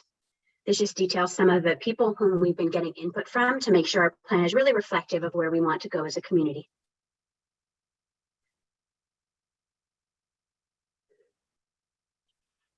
And so that is the information I have to share for you this evening, and open to any questions you have. Are there any questions? All right, Trustee Reckler. Hello, thank you for the presentation. I'm wondering if you could give an update, if you have one, on hiring, where you are. It looks like these teachers are going to be in very hot supply. So what are we doing to get staffed up? Great question. So as coming to this meeting, we have all but 2 TK staff positions staffed. I've reached out to the principal of the principal of the school, and I did not have an update. It doesn't mean that we don't have those 2, but we have 2 that are not yet confirmed, but the rest are all hired. And may I also ask about aides? The position just closed for the aides in the past week or so, and so HR is screening them and making sure they have the ECE units they have. So my understanding is that we have double the amount of applicants for those positions, which is exciting. We're just going through the processes to make sure that they have all the right requirements. And then how were sites chosen? That's a good question. It's a very complicated process that I'll try to do justice to. So working with Mr. Freeze and Ms. Hooper Mejia and the consultants that they work with, there is a projection that is done based upon the age of students that live in certain communities, similar to how we do projections for kindergarten. We don't necessarily open kindergarten classes by how many people enroll. We look at those projections based upon how many people live in that area. So that was the initial piece, was looking at that data. We took that data to the TK expansion committee that I mentioned earlier, the combination of teachers and principals and administrators, and really got their input on what makes sense based upon what we see. And that was it. Mr. Trujillo from our enrollment and retention office, he was really the one who led that component of this project. We worked closely together on it. But those were the steps that we took in order to determine where we're going to open. And it is going to take some doing, but we are still remaining curious and seeing, do we need to open additional classes as classes are getting full?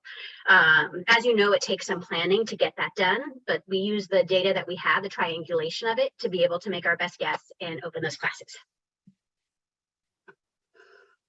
And then how are you marketing or finding students? How's the word going out that the programs are It's a great question. So we do have a TK landing page, which I believe is linked into this presentation. If not, I can make sure to get it to you. And that TK landing page has been something that we've been sharing with all site administrators and secretaries and all staff to be able to get the word out, because we know often locally they want to know at Chavez School what's happening with TK, which students are going to be eligible for it. Is the younger sibling of the family going to be eligible? Also, there was some work with the communications department to get some of the different publicity pieces out online. That's what we have done up to this point. And just also would add that we do not have any situation where any classes are under enrolled to the point where we would not open them. We have pretty healthy enrollment at our classes, a little bit of space in a few classes, but nothing alarming. And then for the build out, to 53 classrooms in just a few years, do we have 53 classrooms that meet the specs required to serve this young of student?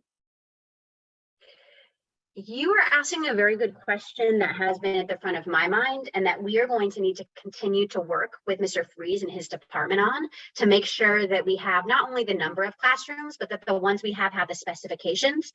And if we do not, that there's those hard conversations happening at sites to make sure that the youngest students who really need those specifically designed classes have access to them. That's what we can say about that at this point. Okay, I certainly could talk a lot more, but I'll yield my time. Thank you. All right, Trustee Smith-Fall. have we sent a survey out to last year's TK families and asked for their feedback?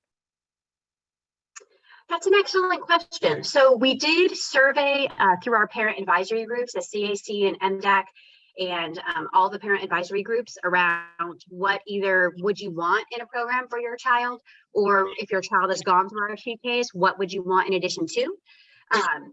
That is what we have done in terms of, broadening it and not just making it around preschool families, but making it so it's a survey of families of all ages. But I am not aware of us specifically sending something out to TK families as a whole. And are we tracking the TK families that were in TK last year and now they're able to go to kindergarten? Are they going to kindergarten in WCCUSD? Are we tracking those families that will take TK for another year because of the age with the kid? Like, how are we doing the data gathering around that? That's a great question. So if a child was in TK last year, they are not age appropriate to be in a TK class again. They're age appropriate to be in a K class. In very, very rare instances, and I don't know of any in WCCD, but in very, very rare instances, TK can serve as the TK and K, and then the child could go to first grade, but there's not a repeating of sorts. What was the other part of your question? I'm sorry, Ms. Mitholtz. No, that answers it. That answers it exactly. My other question, I have two more. My other question is about facilities, because we know that there's a difference even between a kindergartner and the way that they can turn on a faucet and someone who's in TK, right? So TK turning a faucet or pushing a door to go to the restroom or any of that stuff, it varies quickly from TK to kindergarten. You'll be surprised where they look very weak in TK and now they're able to, push over a boulder in kindergarten, and then it changes even more in first grade. Like, those are big age periods where things change, and kids have different strength, right? So we'll have some kids who are able to turn that faucet in TK and some who just don't have the arm strength to do it. Those are the things that we are looking at when we're talking about facilities? Are those the type of facility adjustments that we're looking at when we're looking to have a kind of district-wide TK program? Those are part of them. So you bring up some very good points. And I was working with Mr. Freeze and with Mr. Johnston around what do we have in place. And so, as I mentioned prior, we're going to be leaning in with the limited. I mean, it sounds like a lot. It's 500,000, but it's going to go quickly because it's over 3 years. That 500 is really going to be for the hands-on learning materials, not as much for the facilities. We have been talking with other, Mr. Johnston, we have been talking to vendors around what are they doing to outfit other TK classes as we're looking, because we're not the only district within this space. And so over the next year, the intention is that with those vendors who do more of that, like furniture and that exact thing that you're talking about, doing an audit of the classes that we have and the open classes to see what really needs to be done to do that detail-oriented piece to make sure it's there. So it's really a cross-departmental effort that is not done yet. We're kind of at this point going with, we have these 3 classes. We know they have what they need, and then projecting forward to be able to plan for as we need to open more. Okay, because it's very important for me that we have the facilities that match the programs that we're trying to put in place, because if you don't have a shared bathroom in the classroom, then you're going to have more people to walk people to the bathroom back and forth, especially TK. You can't send TKers to the bathroom that's down the hallway in an elementary school. It's not safe and it's just not feasible to do. They're 3 to 4 year old little kids, right? Even in kindergarten, we should have a bathroom in the classroom just to make it easier on the teacher and not interrupt that curriculum. So those are things that I really want us to think about when we're trying to implement this program, and the best use of funds and the best use of sites and buildings and et cetera, is how do we make sure that we're not placing more hindrance on the teacher, because you're going to need an aide just to stand there and push the sink down. That's a whole job. All day we'll be able to operate the sink for people washing their hands and getting water. My final question is, do you have to be potty trained to go to TK? That's an excellent question. So it is not something, it is just like preschool. It's an our state preschool programs, it's an expectation that students over age 2 are potty trained or working towards potty trained. There are outliers of that situation for students who are served who have students with IEPs. But yes, the bottom line is similar to preschool. The expectations that students are potty trained or working towards potty trained. There are aides in the classrooms to be able to assist as needed. Thank you. I would like to talk more about this. President Christian, I am complete, but I would like this to come back to the board. I don't know how we would agendize that. If we get to board comments and future agenda items, I would like to talk about putting this on back on the agenda. Thank you. I'm complete. All right, thank you. Thank you. Any other question? All right, we go to F2.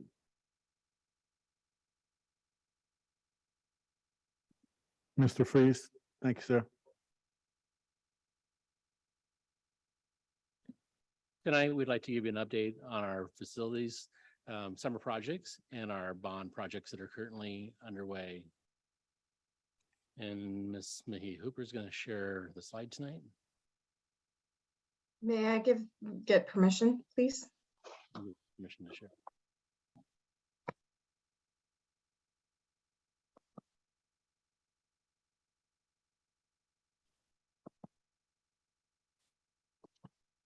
I don't seem to have permission to share.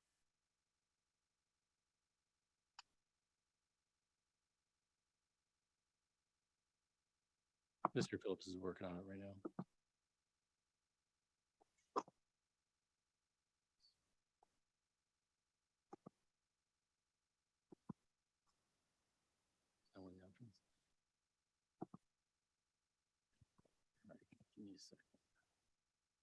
Oh, there we go. All right, tonight again, we're going to give you an update on our facilities and what we're doing this summer. Next slide.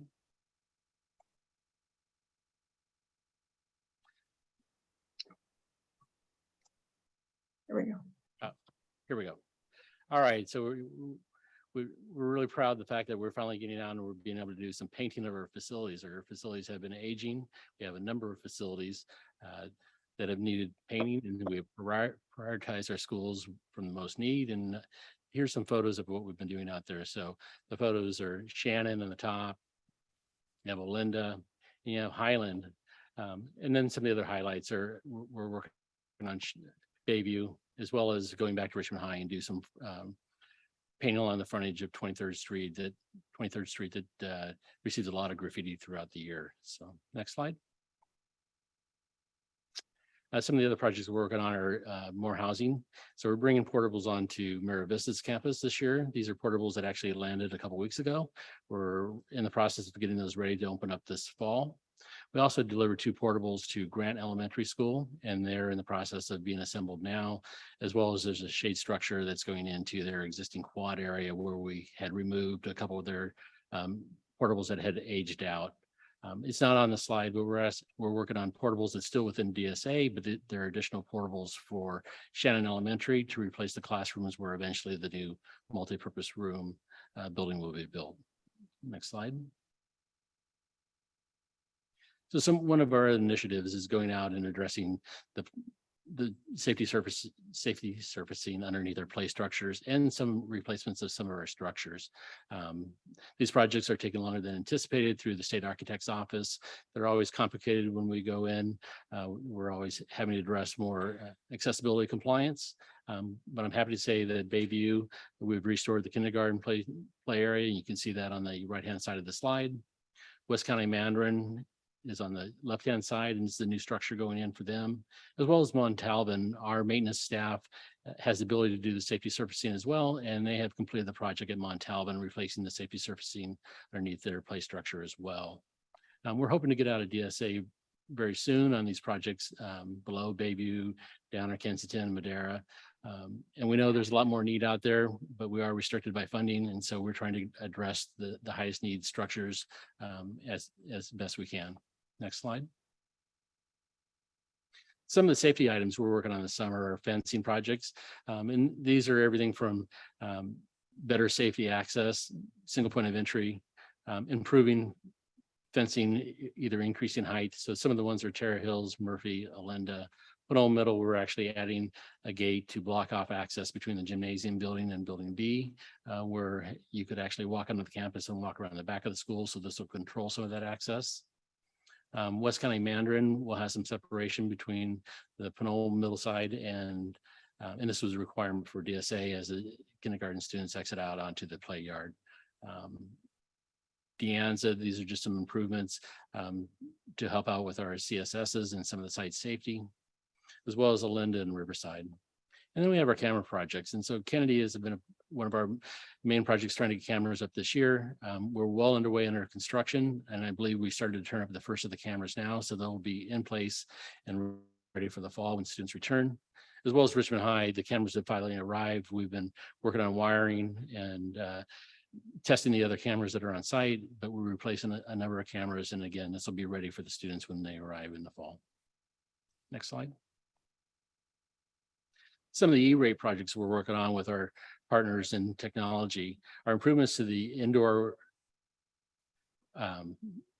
WAPs or wireless access Wi-Fi, as well as improving our outside connectivity at several schools. So on the left-hand side of the slide, you'll see the schools that we're actually improving the exterior and then adding more interior or replacing the interior Wi-Fi as they have outdated.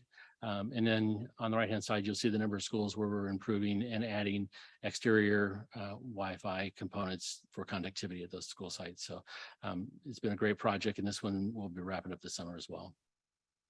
Next slide. At Betty Reed Soskins, we have undertaken a project within the 200 wing, which is restoring several of the classrooms. I believe we have a total of about 6 classrooms we're working on. These are 3 of the science buildings, and this is the photo you see here. It's kind of the before and after. We're replacing the flooring in those classrooms, taking down the aging paneling that was in those rooms, replacing some of the cabinetry work. And so it's kind of like you can see in the photos on the left-hand side to the right-hand side how the classrooms are changing, new colors in the classroom, painted walls to get rid of the aging paneling, flooring will be coming in. And I'm happy to say that today we received DSA approval on this project for the casework. We're building a new special ed classroom that originally had moved from Pinole Middle School. So that's approved, and we'll be putting those projects out to bid now that we have authorization. We're also consolidating some of the classrooms on that side. I think there's 3 classrooms that were undersized. We're condensing those into 2 larger classrooms. Next slide. And happy to report CalShave Ventilation Award grant. So we received a $2 million grant and it's very specific on what it will enable us to do. And we're funded at 50% right now. And then we get the other 50% once we complete this. So it's really to go out and assess our HVA systems, general maintenance and tune-up of them, and a filter replacement and carbon dioxide, I should say, sensors installed in every classroom. So it's a great enhancement. Teachers will be able to see the air quality. This requires a level of engineering that goes with this. There's a second funding level that will come out later, hopefully from the state, where some of the items that will be identified in the first round of assessments, we'll be able to go after grant funding in the second round. Next slide. And if there aren't any questions in the first part of the presentation, Mrs. Mejia Hooper will give us the second half. All right, good evening. Excuse me, Ms. Hooper. President Christian, do you want us to ask questions on the first part? Mr. Freeze took a pause. Are we asking questions on the first part and then asking questions on Ms. Hooper's, or all together? We're going to be limited to 2 questions on the first part and then 2 questions on the second part. Are we able to do that now? Are there any questions on the first part? Trustee Reckler. Thank you for the presentation so far to date. Are there any cost escalations that have happened or are expected with the exponential inflation that has? I'm sorry, Trustee Reckler. I could not understand your question. Yeah, I know. I'm so sorry. Again, you get I a can taste go of ahead what I and go take through that every one week. if you'd like, Mr. Freeze. That would be great. Okay, for the cost escalation, we have been experiencing it. The painting projects luckily came in pretty well. But our anticipation of the playground projects are higher than what we were originally hoping to be able to complete them. Because we haven't gone out to bid yet, though, for the majority of them, we're not sure where they're going to exactly land. It's been a mixed bag recently about how our bids have come in. Some of them have been extremely high. We are happy tonight that Kennedy moved forward and was actually within budget. So it's been a little bit all over the place. We're hoping we're making a turn, but we will see. Okay, and the next is really just a comment, is that I'd like to talk to you offline about cameras, because I don't want to talk about anything out in the open maybe, but I'd like to have a conversation about cameras at schools at some point. Thank you. We can arrange that.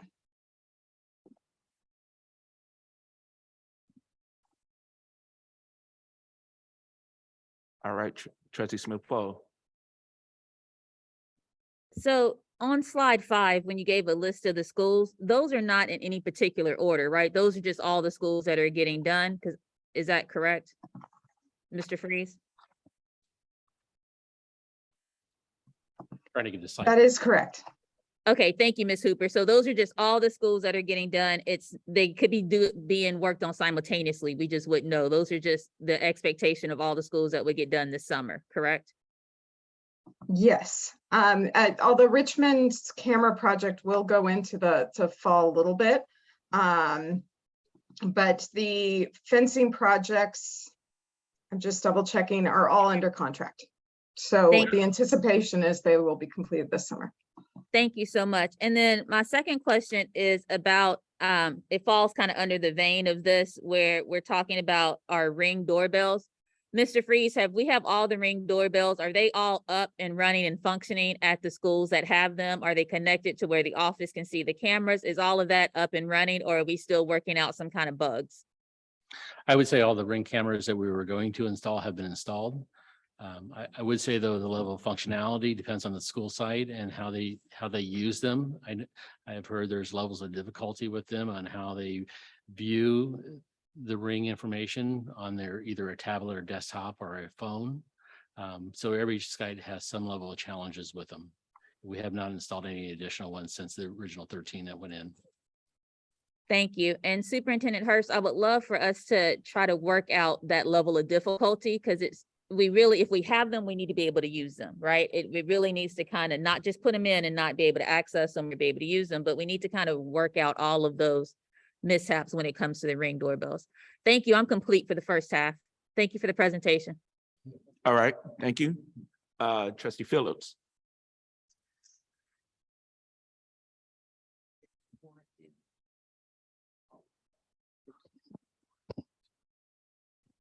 Can I have can I just ask a clarifying question before I just go? And I know that there's a part 1 and there's a part 2, but I want to ask questions specifically around the Measure R money and Kennedy and Richmond and all of the rumors that are floating around about there not being enough money. And I don't necessarily see that falling in part 1 or 2 cleanly, but it definitely has to do with the facilities, this topic. So I don't really know how you want me to proceed, because it is related squarely. Go ahead. If I could say that we've been working with Superintendent Hurst to schedule a special board meeting, which is going to come up, and I believe we scheduled that for the 27th. They're trying to get it on the calendar now for this month to discuss Measure R projects, specifically around Kennedy and Richmond. Okay, so that's going to be later on this month. We're going to specifically talk about what I'm mentioning right now. That is correct. Okay, I'm okay with that. Thank you. I don't have questions on this right here. Okay, thank you. All right. If there's no other questions, then we go to F3. Point of order, President Christian. Go ahead. Did we finish the second part of the presentation with Ms. Oh, Hooper? yeah, that's right. The second part. It's the second part. Sorry. That's okay. Thank you. Good evening, everyone. Thank you so much for having us tonight. So this is the implementation or the annual implementation update of our facilities master plan, revolving around Measure D and Measure E. So in the 2016 facility master plan, there was a collection of projects that were board approved. There is a significant portion of them that have now been complete. We are working on the final phase of implementation that was identified in that particular master plan as funded projects. The big ones that are still in construction or in closeout is Lake and Riverside. Then we still have additional projects that are either in planning and design, which are Hercules, Shannon, Collins, Cameron, and Kennedy.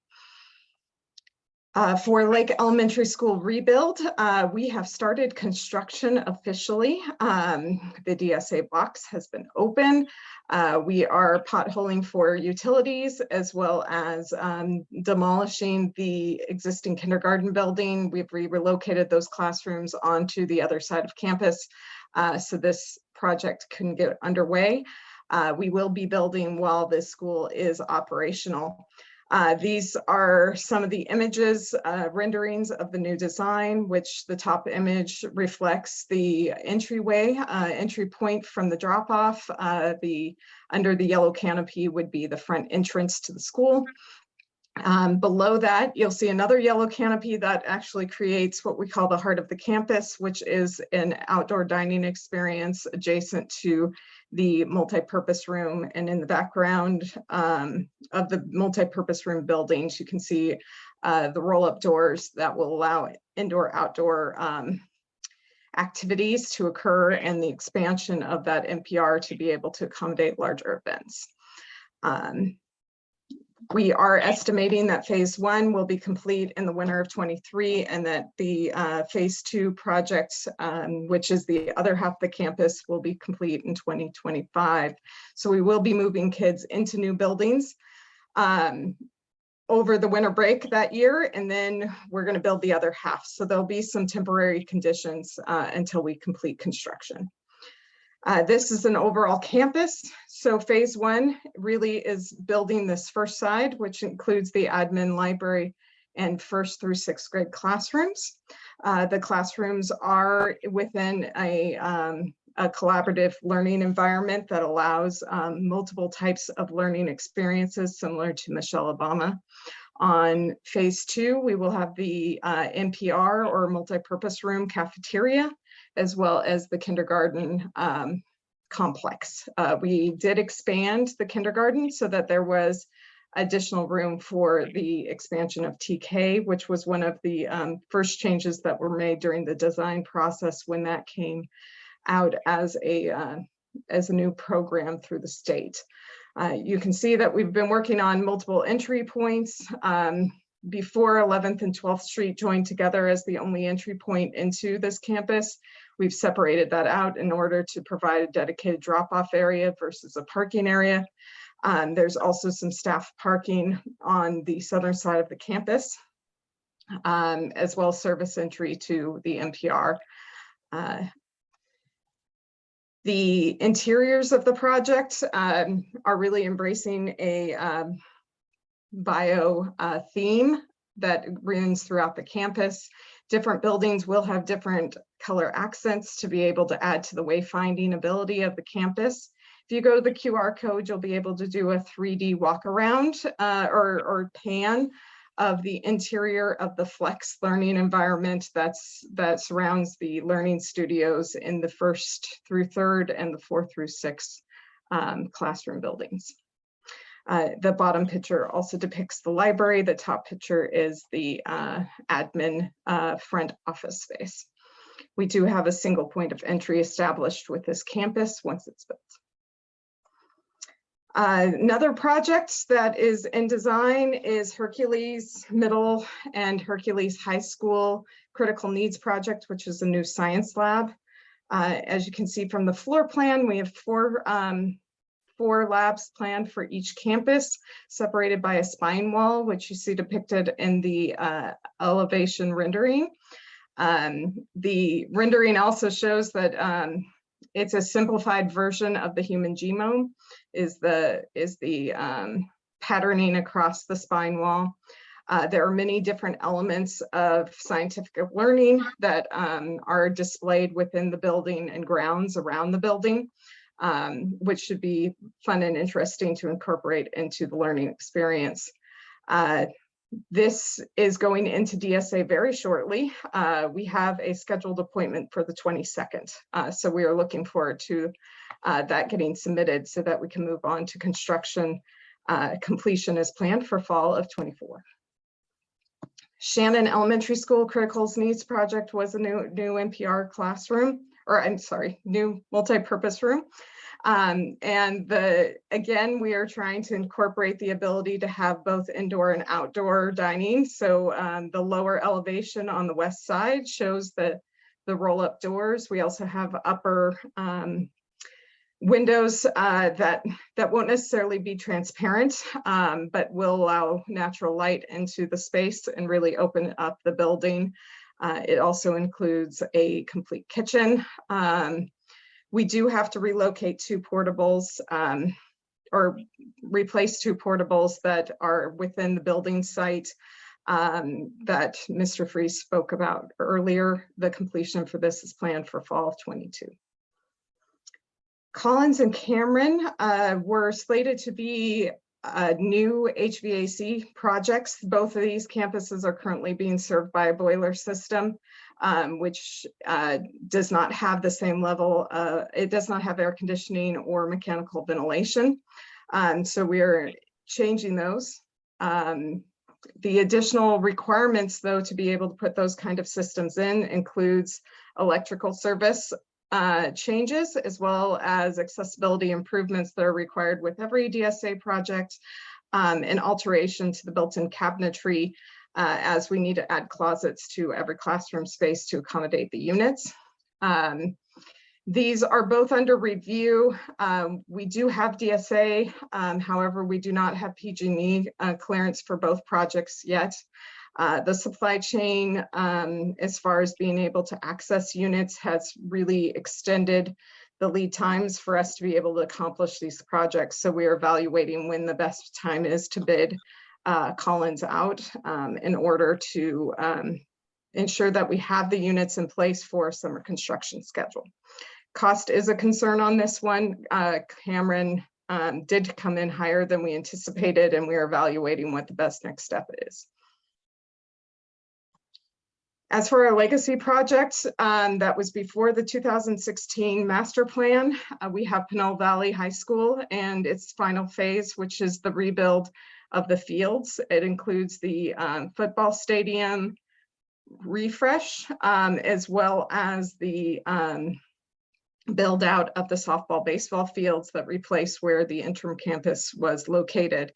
It also includes a field house. You can see the field house is coming along. We have our exterior lath on, waiting for and getting ready for our stucco. The bottom left picture is the softball baseball field. And so all of those poles are what's going to hold up the perimeter fencing to create it, and the rock will be covered with artificial turf to complete the field itself. And the upper picture is the football stadium from the new press box. So you can see the bleachers below, as well as the new turf field. The track surfacing in this particular image is not complete yet. If you go by there now, there is red surfacing on it. Striping will commence next week. So construction is slated to be complete this fall. And so we are looking forward to opening this facility. Is an additional update on funding. We do always and every time we're able to submit applications for matching funds through the state matching program. Over the last 11 years, the district has successfully received $140 million of state match funding.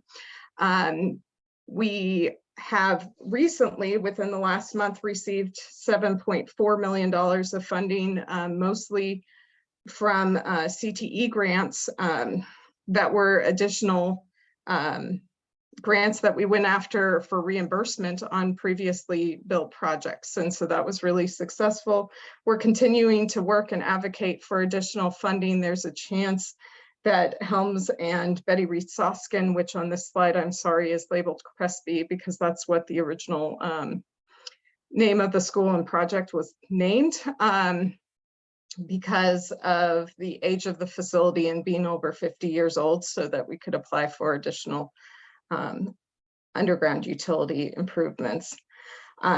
We have completed 9 out of the 10 required third-party audits. Those have confirmed that we have appropriately used the funds, and therefore we don't have to return any of the funding to the state, which is always awesome.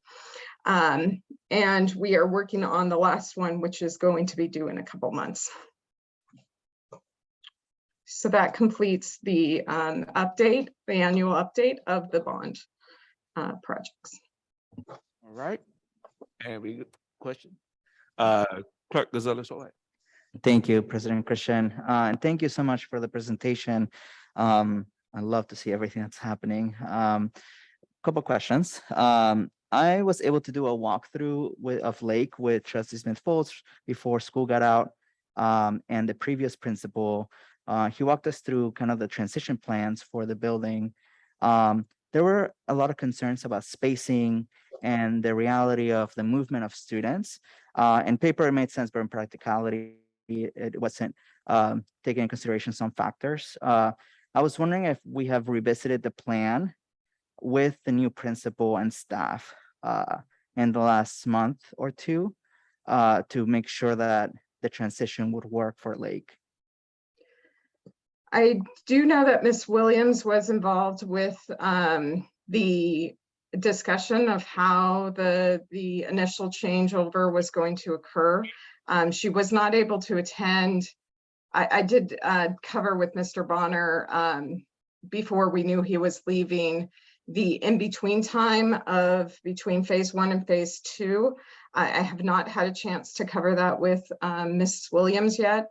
But we will definitely do that. And so, and part of the concern for the first phase construction was the playground area. So we are installing additional temporary fencing to be able to enclose part of the playground space so that we did have a more secluded area for the kindergarten, which I know was the major concern that was brought up in the community meeting when we discussed the logistics plan for phase 1. Thank you for that. Thank you for checking in with her as well. One of the concerns that I heard was also portables. Are we providing additional portables for the transition between phase 1 and phase 2? I think that concern was lack of space for different activities. Obviously, space is limited, right? But are we providing more portables? We are not at this time providing more portables. The site limitations of our ability to do that is really constrained. Part of the site, and the reason why the design is very similar to the upcoming or the existing facility footprint, is because there is a significant portion of the site that is in a 50-year or 100-year floodplain. And we have to respect that space, and we are not allowed to build in it. So the fields have to stay where the fields are, but that really limits the ability for us to add additional footprint to that campus, especially when we're taking the other half to be able to build the first phase. We have accommodated the program. I believe the major question was on transitional kindergarten that was moved to Bayview. I know that was a challenge for the site. We do believe that once we have the new building opened up, that we'll be able to provide the TK program again. But in the interim, it won't be able to be housed at Lake. Thank you. And I appreciate you bringing up the TK program. That's my next question. So you answered it. And my follow-up on that would be, will the TK students that move to Bayview oh, I'm sorry, that was 2, huh? That was 2. I am sorry, I just caught myself. Super, I will follow up and email you if that's okay. Sorry about that. Thank you for reminding me. All right. Any other question? Smith Fall. And trustee Reckler. So my question is a little bit piggybacking off of what trustee Gonzalez Hoy said. We walked that from where the kids are gonna be housed to where the nearest bathroom is. It's a long walk. Like, it's a long walk for someone in their, trustee Gonzalez Hoy, I believe you're in your 30s, but I'm in my 40s. It was a long walk for me. And I was like, I'm not a 5-year-old or a 4-year-old or a 1-year-old. So I do want to make sure that that's brought out again. And then President Christian, my second question is, I'm going to try to read trustee Gonzalez Hoy's mind and take his question. The TK that's being moved to Bayview, do we have an expectation of when the building comes back, if we're going to get those kids back? I don't know how I did trustee Gonzalez Hoy, but something around that with TK. Ms. Hooper, do we have an idea of the impact that that's going to have? So I am going to channel what I understand from the transfer office. And that is that all of our TK programs, when we have multiple campuses that feed into a particular TK program, because we do offer TK, but not at every site. However, we've identified how each site can attend a TK program, that they return to their home school for kindergarten. So I believe that is how it works, although the details of that I would need additional support on. Thank you so much. Those are my two questions, President Christian. All right, thank you. Trustee Reckler. Thank you. I noticed that you are building complete kitchens. Would you be able to describe a complete kitchen and what their use will be? So we've worked closely with the nutrition services to be able to accommodate both their program, which is a majority a warming kitchen, but we also have a community kitchen component that includes cooking elements. So we do have an oven and a stove. We have a walk-in refrigerator. We have retherm units, which help with the warming of the food that comes from the central kitchen, as well as a servery. So do you anticipate that we will go back to the olden days when you had people that actually cooked for kids, a full meal? I will defer that to nutrition services, but from a facilities perspective, we have components in the space that would allow cooking to occur if the decision is made, although currently they are for the community kitchen program. Okay, thank you. And the other question is on Pinole Valley High School. Do we believe that we are done on cost, or do you think that continuing costs will come to the board until the completion of the project? And if so, what could be done in the future to kind of foresee this and get a better estimate on what it might cost? So change orders are a part of every construction project, no matter how much we try to avoid them. We do actively try to avoid them. And part of that is the review of the drawings beforehand, and being able to try to have a good set going out. The hard part is there is perpetually unforeseen conditions and parts of the design that aren't fully explained by the drawing set. We will continue to have change orders throughout the Pinole Valley process. We are trying to keep it within the original allotted budget, however. So the board itself, while we come to you for change orders to our construction projects, has allocated an overall budget for each one of our projects. That was what was identified in the chart on the front page. We desperately try to keep everything within that allotted amount. Okay, thank you. All right, Trustee Phillips.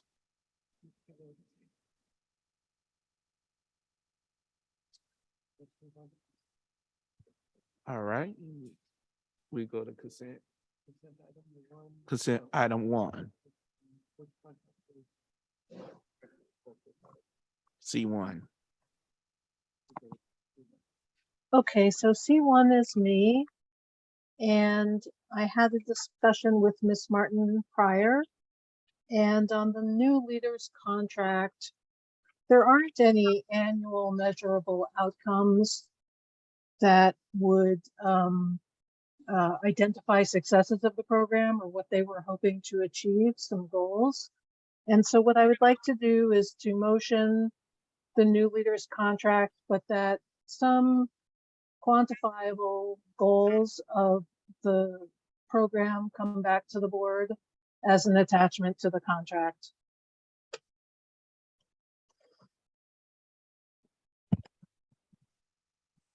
Thank you, trustee Reckler. We captured all that. I think Ms. Martin is preoccupied right now, but we did capture that. So we'll bring that back. Okay, so my motion is that new leaders is approved with some annual measurable outcomes attached to the contract. And I would be looking for a second on that. I'll second, trustee Reckler. Thank you. All right. Are there any comments? Questions? All right, we vote. All right, Clerk Gonzalez Hoy. Thank you.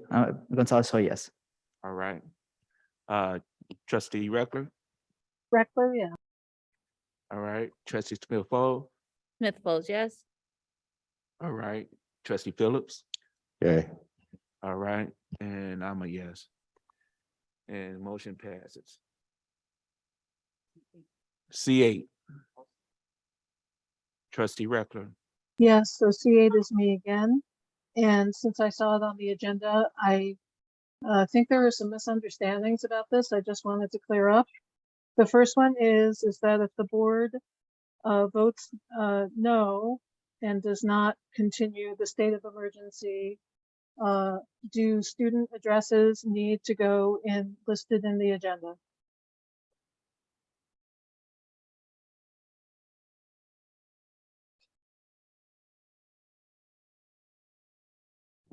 I think we captured what you said, the student addresses need to be posted in the agenda. Is that was your question?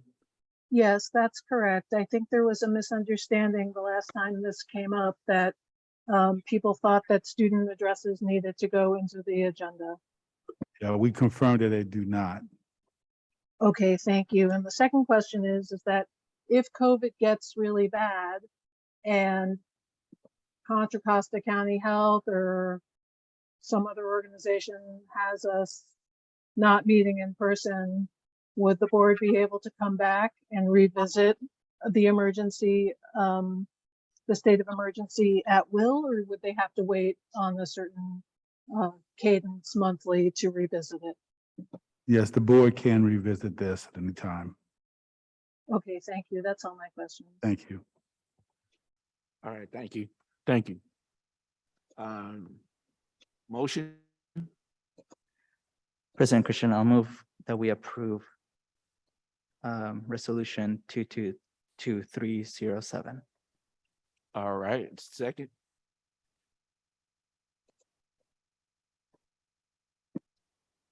Smith Folds, seconds. All right, it's been second by Smith-Fall. Questions?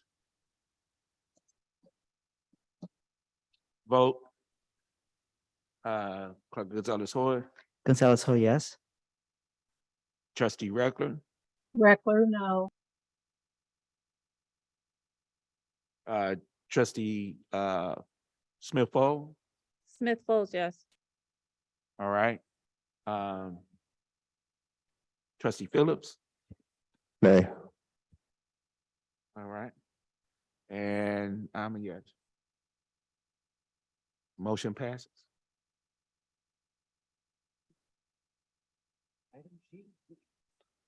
Item G.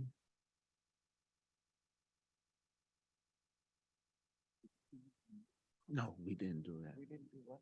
Remote policy. We skipped it. We have to stop the whole policy. Yeah, let's see. Sorry, I didn't know. All right, we're going to item F3, remote work policy.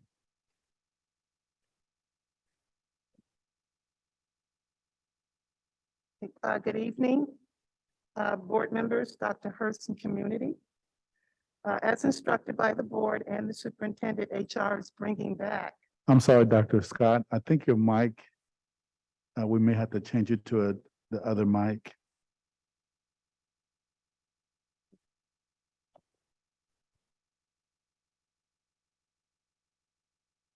Hello, can you hear me? It still sounds the same.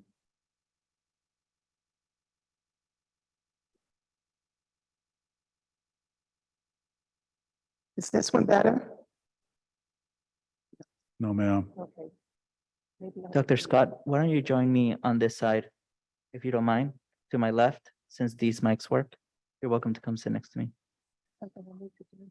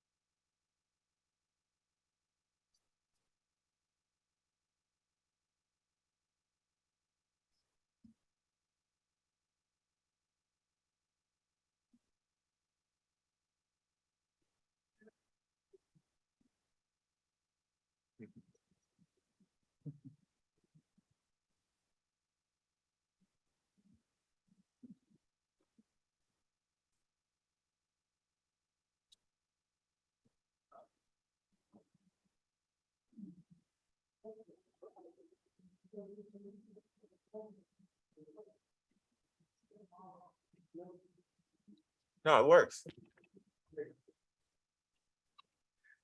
Thank you.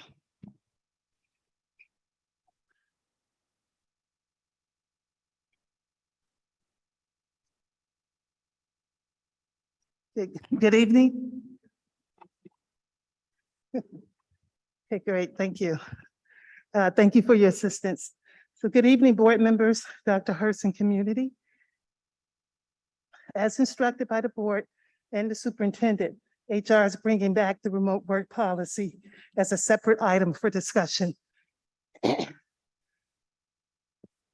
As a district, we recognize that remote work will support the overall district effort to increase workforce efficiency and work-life balance, employment competitiveness, and emergency preparedness.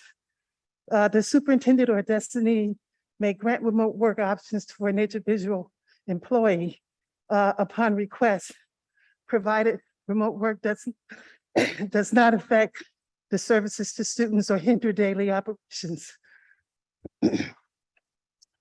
So it's just a summary of the remote work policy.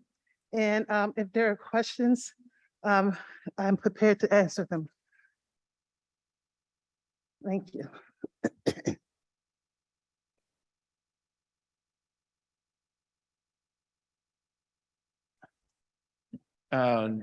Thank you. Two questions. And we go to two questions, then we go to comments. This is only. So we don't, because we don't have a motion, it would be, right now, would be comments. Oh, okay. So, comments or questions? Trustee Record. Thank you. I would like to ask how this policy dovetails for the audience, if they've been following along, how the policy dovetails with the manual and the written documents that were presented previously. So this policy as a separate item is in alignment with other district policies. Before we introduced it, we also included guidelines and other instructional supports for employees. Those items have been separated out for employee guidelines and administrative regulations. So this tonight is just the policy. And then my second question is, did you look at other school district policies or other remote work policies as guidance and or reference? And what did you find, and who had good examples of work? Yes, we did. We looked at a broad range of different school districts and other remote work options. So as you know, telecommute or distance work has been around for a long time in private industries, but San Francisco Unified School District, Oakland School District also has a remote work policy. We looked at Portland Public Schools. They have a remote work policy for school districts. So we looked at those. And we also looked at university and college systems who offer that option for employees. And again, we looked at the Americans with Disability Act because remote work is a viable option for accommodation. When individuals might need to work another work option to allow them time to address other concerns they might have. And then also we looked at the California School Board Association and their recommendations for remote work policies. Okay, great. Thank you so much. Any other questions or comments?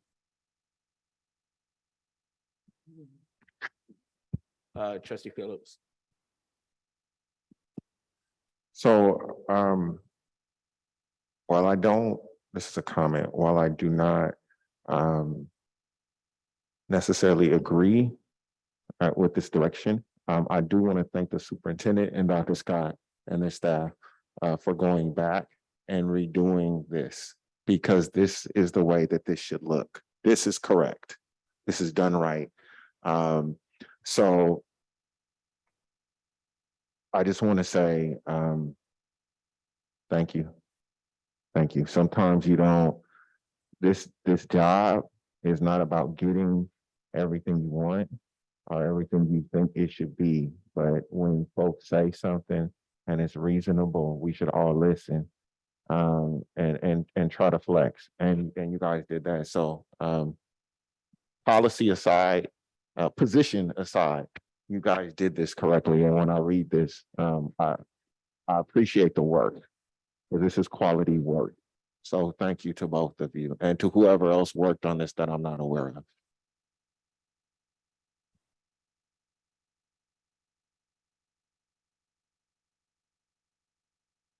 Are there any other comments? All right, I go to item G. Comments from the Board of Education. Is that, I'm sorry, Mr. Chair, is that 2 minutes per board member? I think Do so, we have the yeah. timer for Yeah. people that are online? Yeah.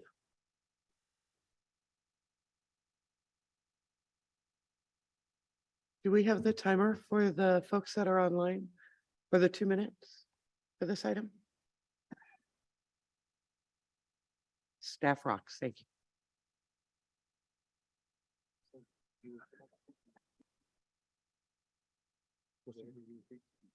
Oh, yeah, for the comments. Yep. All right, we're going into the comments of the board, and we'll start with Clark Gonzalez-Hor. President Christian, I'm sorry, could you come back for me, please? Oh, okay. Thank you. Sorry, I need to find my notes. All right, Trustee Reckler. I know we haven't made comments in so long.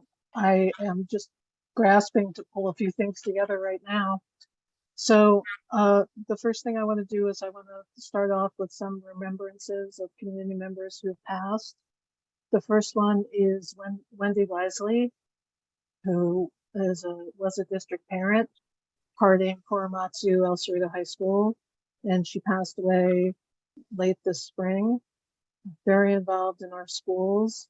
I worked with her on the Investing in Academics committee at El Cerrito High School, and she always thought the best of our students. And we worked together with the students putting together college essays, and it was shocking to find out that she had passed away from brain cancer. And so my thoughts go out to her family, and live every day, because you never know when your time is going to come. The second passing that I want to acknowledge is also El Cerrito parent, Lori Dare, who wanted to see Pete Buttigieg in the White House more than anybody else. She was extremely involved in the speech and debate team, and worked with her very closely, judging tournaments and shuttling kids back and forth. These are two truly huge losses for our community. And my thoughts go out to the families and to the El Cerrito High School community. I also wanted to congratulate all the graduates, the 2022 graduates. That's how long it's been. We never make public comment, but I wanted to thank everybody for really touching and heartfelt graduations. They were great. I really enjoyed myself and went to as many as my schedule allowed. And I love having them on the football field. I hope this can be continued. We've kind of been doing it during COVID, but let's not go back to the Richmond Auditorium. It makes such a difference being out on our own fields. And everybody rest up and get some rest this summer. We'll be back very shortly. Thank you. All right, thank you. And we go to Trustee Smith-Fall. President Christian, can you come back to me for 1 second? I'm just trying to get it under 2 minutes, please. All right, Trustee Phillips. Thank you very much. So it's been a long time since we've had comments, and there's a lot to say all at once. I do want to say, for starters, I appreciate everyone who works for this district. I know that this was a rough year coming back, transitioning back, and dealing with everything once, people came out of isolation. I know that that was hard, but I want to thank everybody who did it and who stuck to it, and who got us through this year. And I look forward to all the visioning work that we're doing, because this district really is at a corner, and we're turning that corner and we're heading in the right direction. It's not easy, it's bumpy, but we're headed there. So thank you. And I look forward to seeing everyone when we return. The other thing that I want to say is, if you have any information about who has been vandalizing our schools, please report them to the police. These schools are critical. They are part of our community, and they provide so much to our students and our families. And we cannot allow folks to destroy what really is a good thing. It could be better, but it's a good thing. And so we all need to realize that. And so if you have any information, please contact the police. Thank you very much for the opportunity to speak. All right, thank you. Now we go to. No. I know what I'm doing. I was going up. That's what I'm about to do.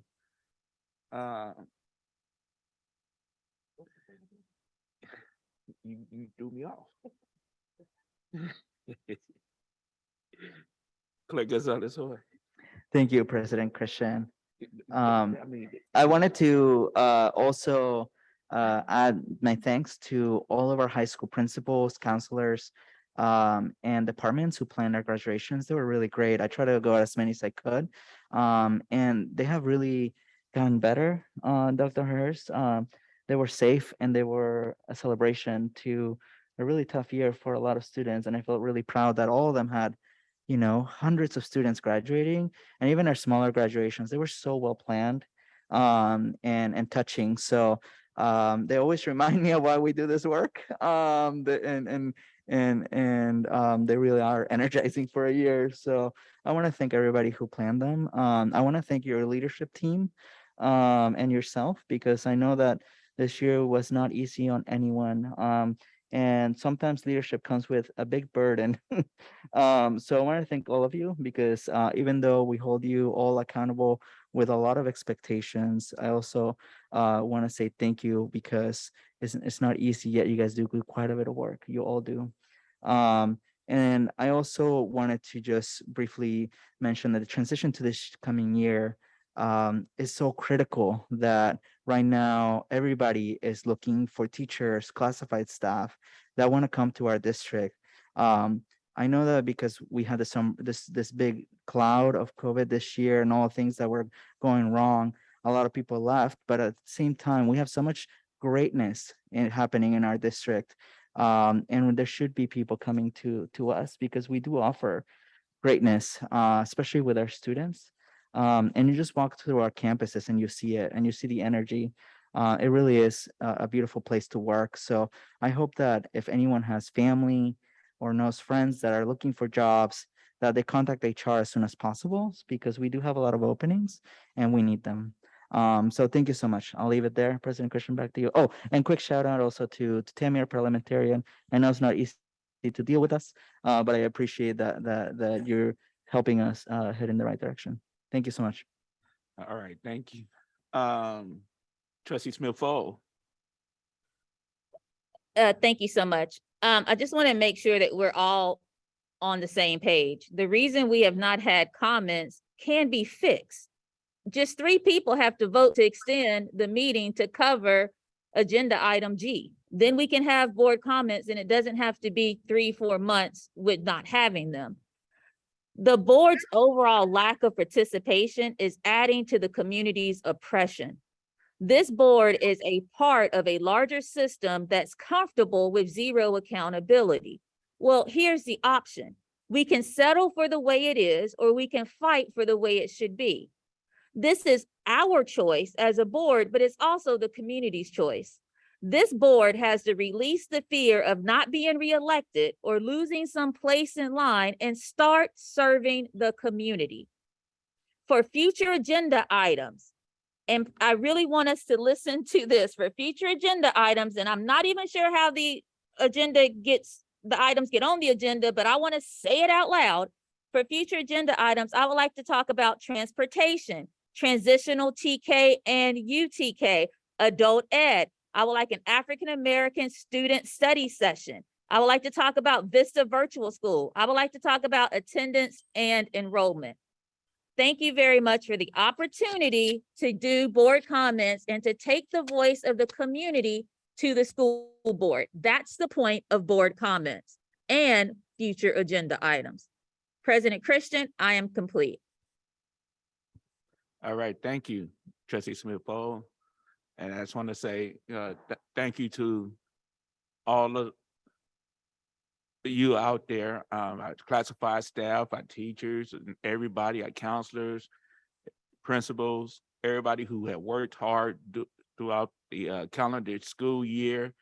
You put in the work, even in the midst of turbulence, but you kept moving.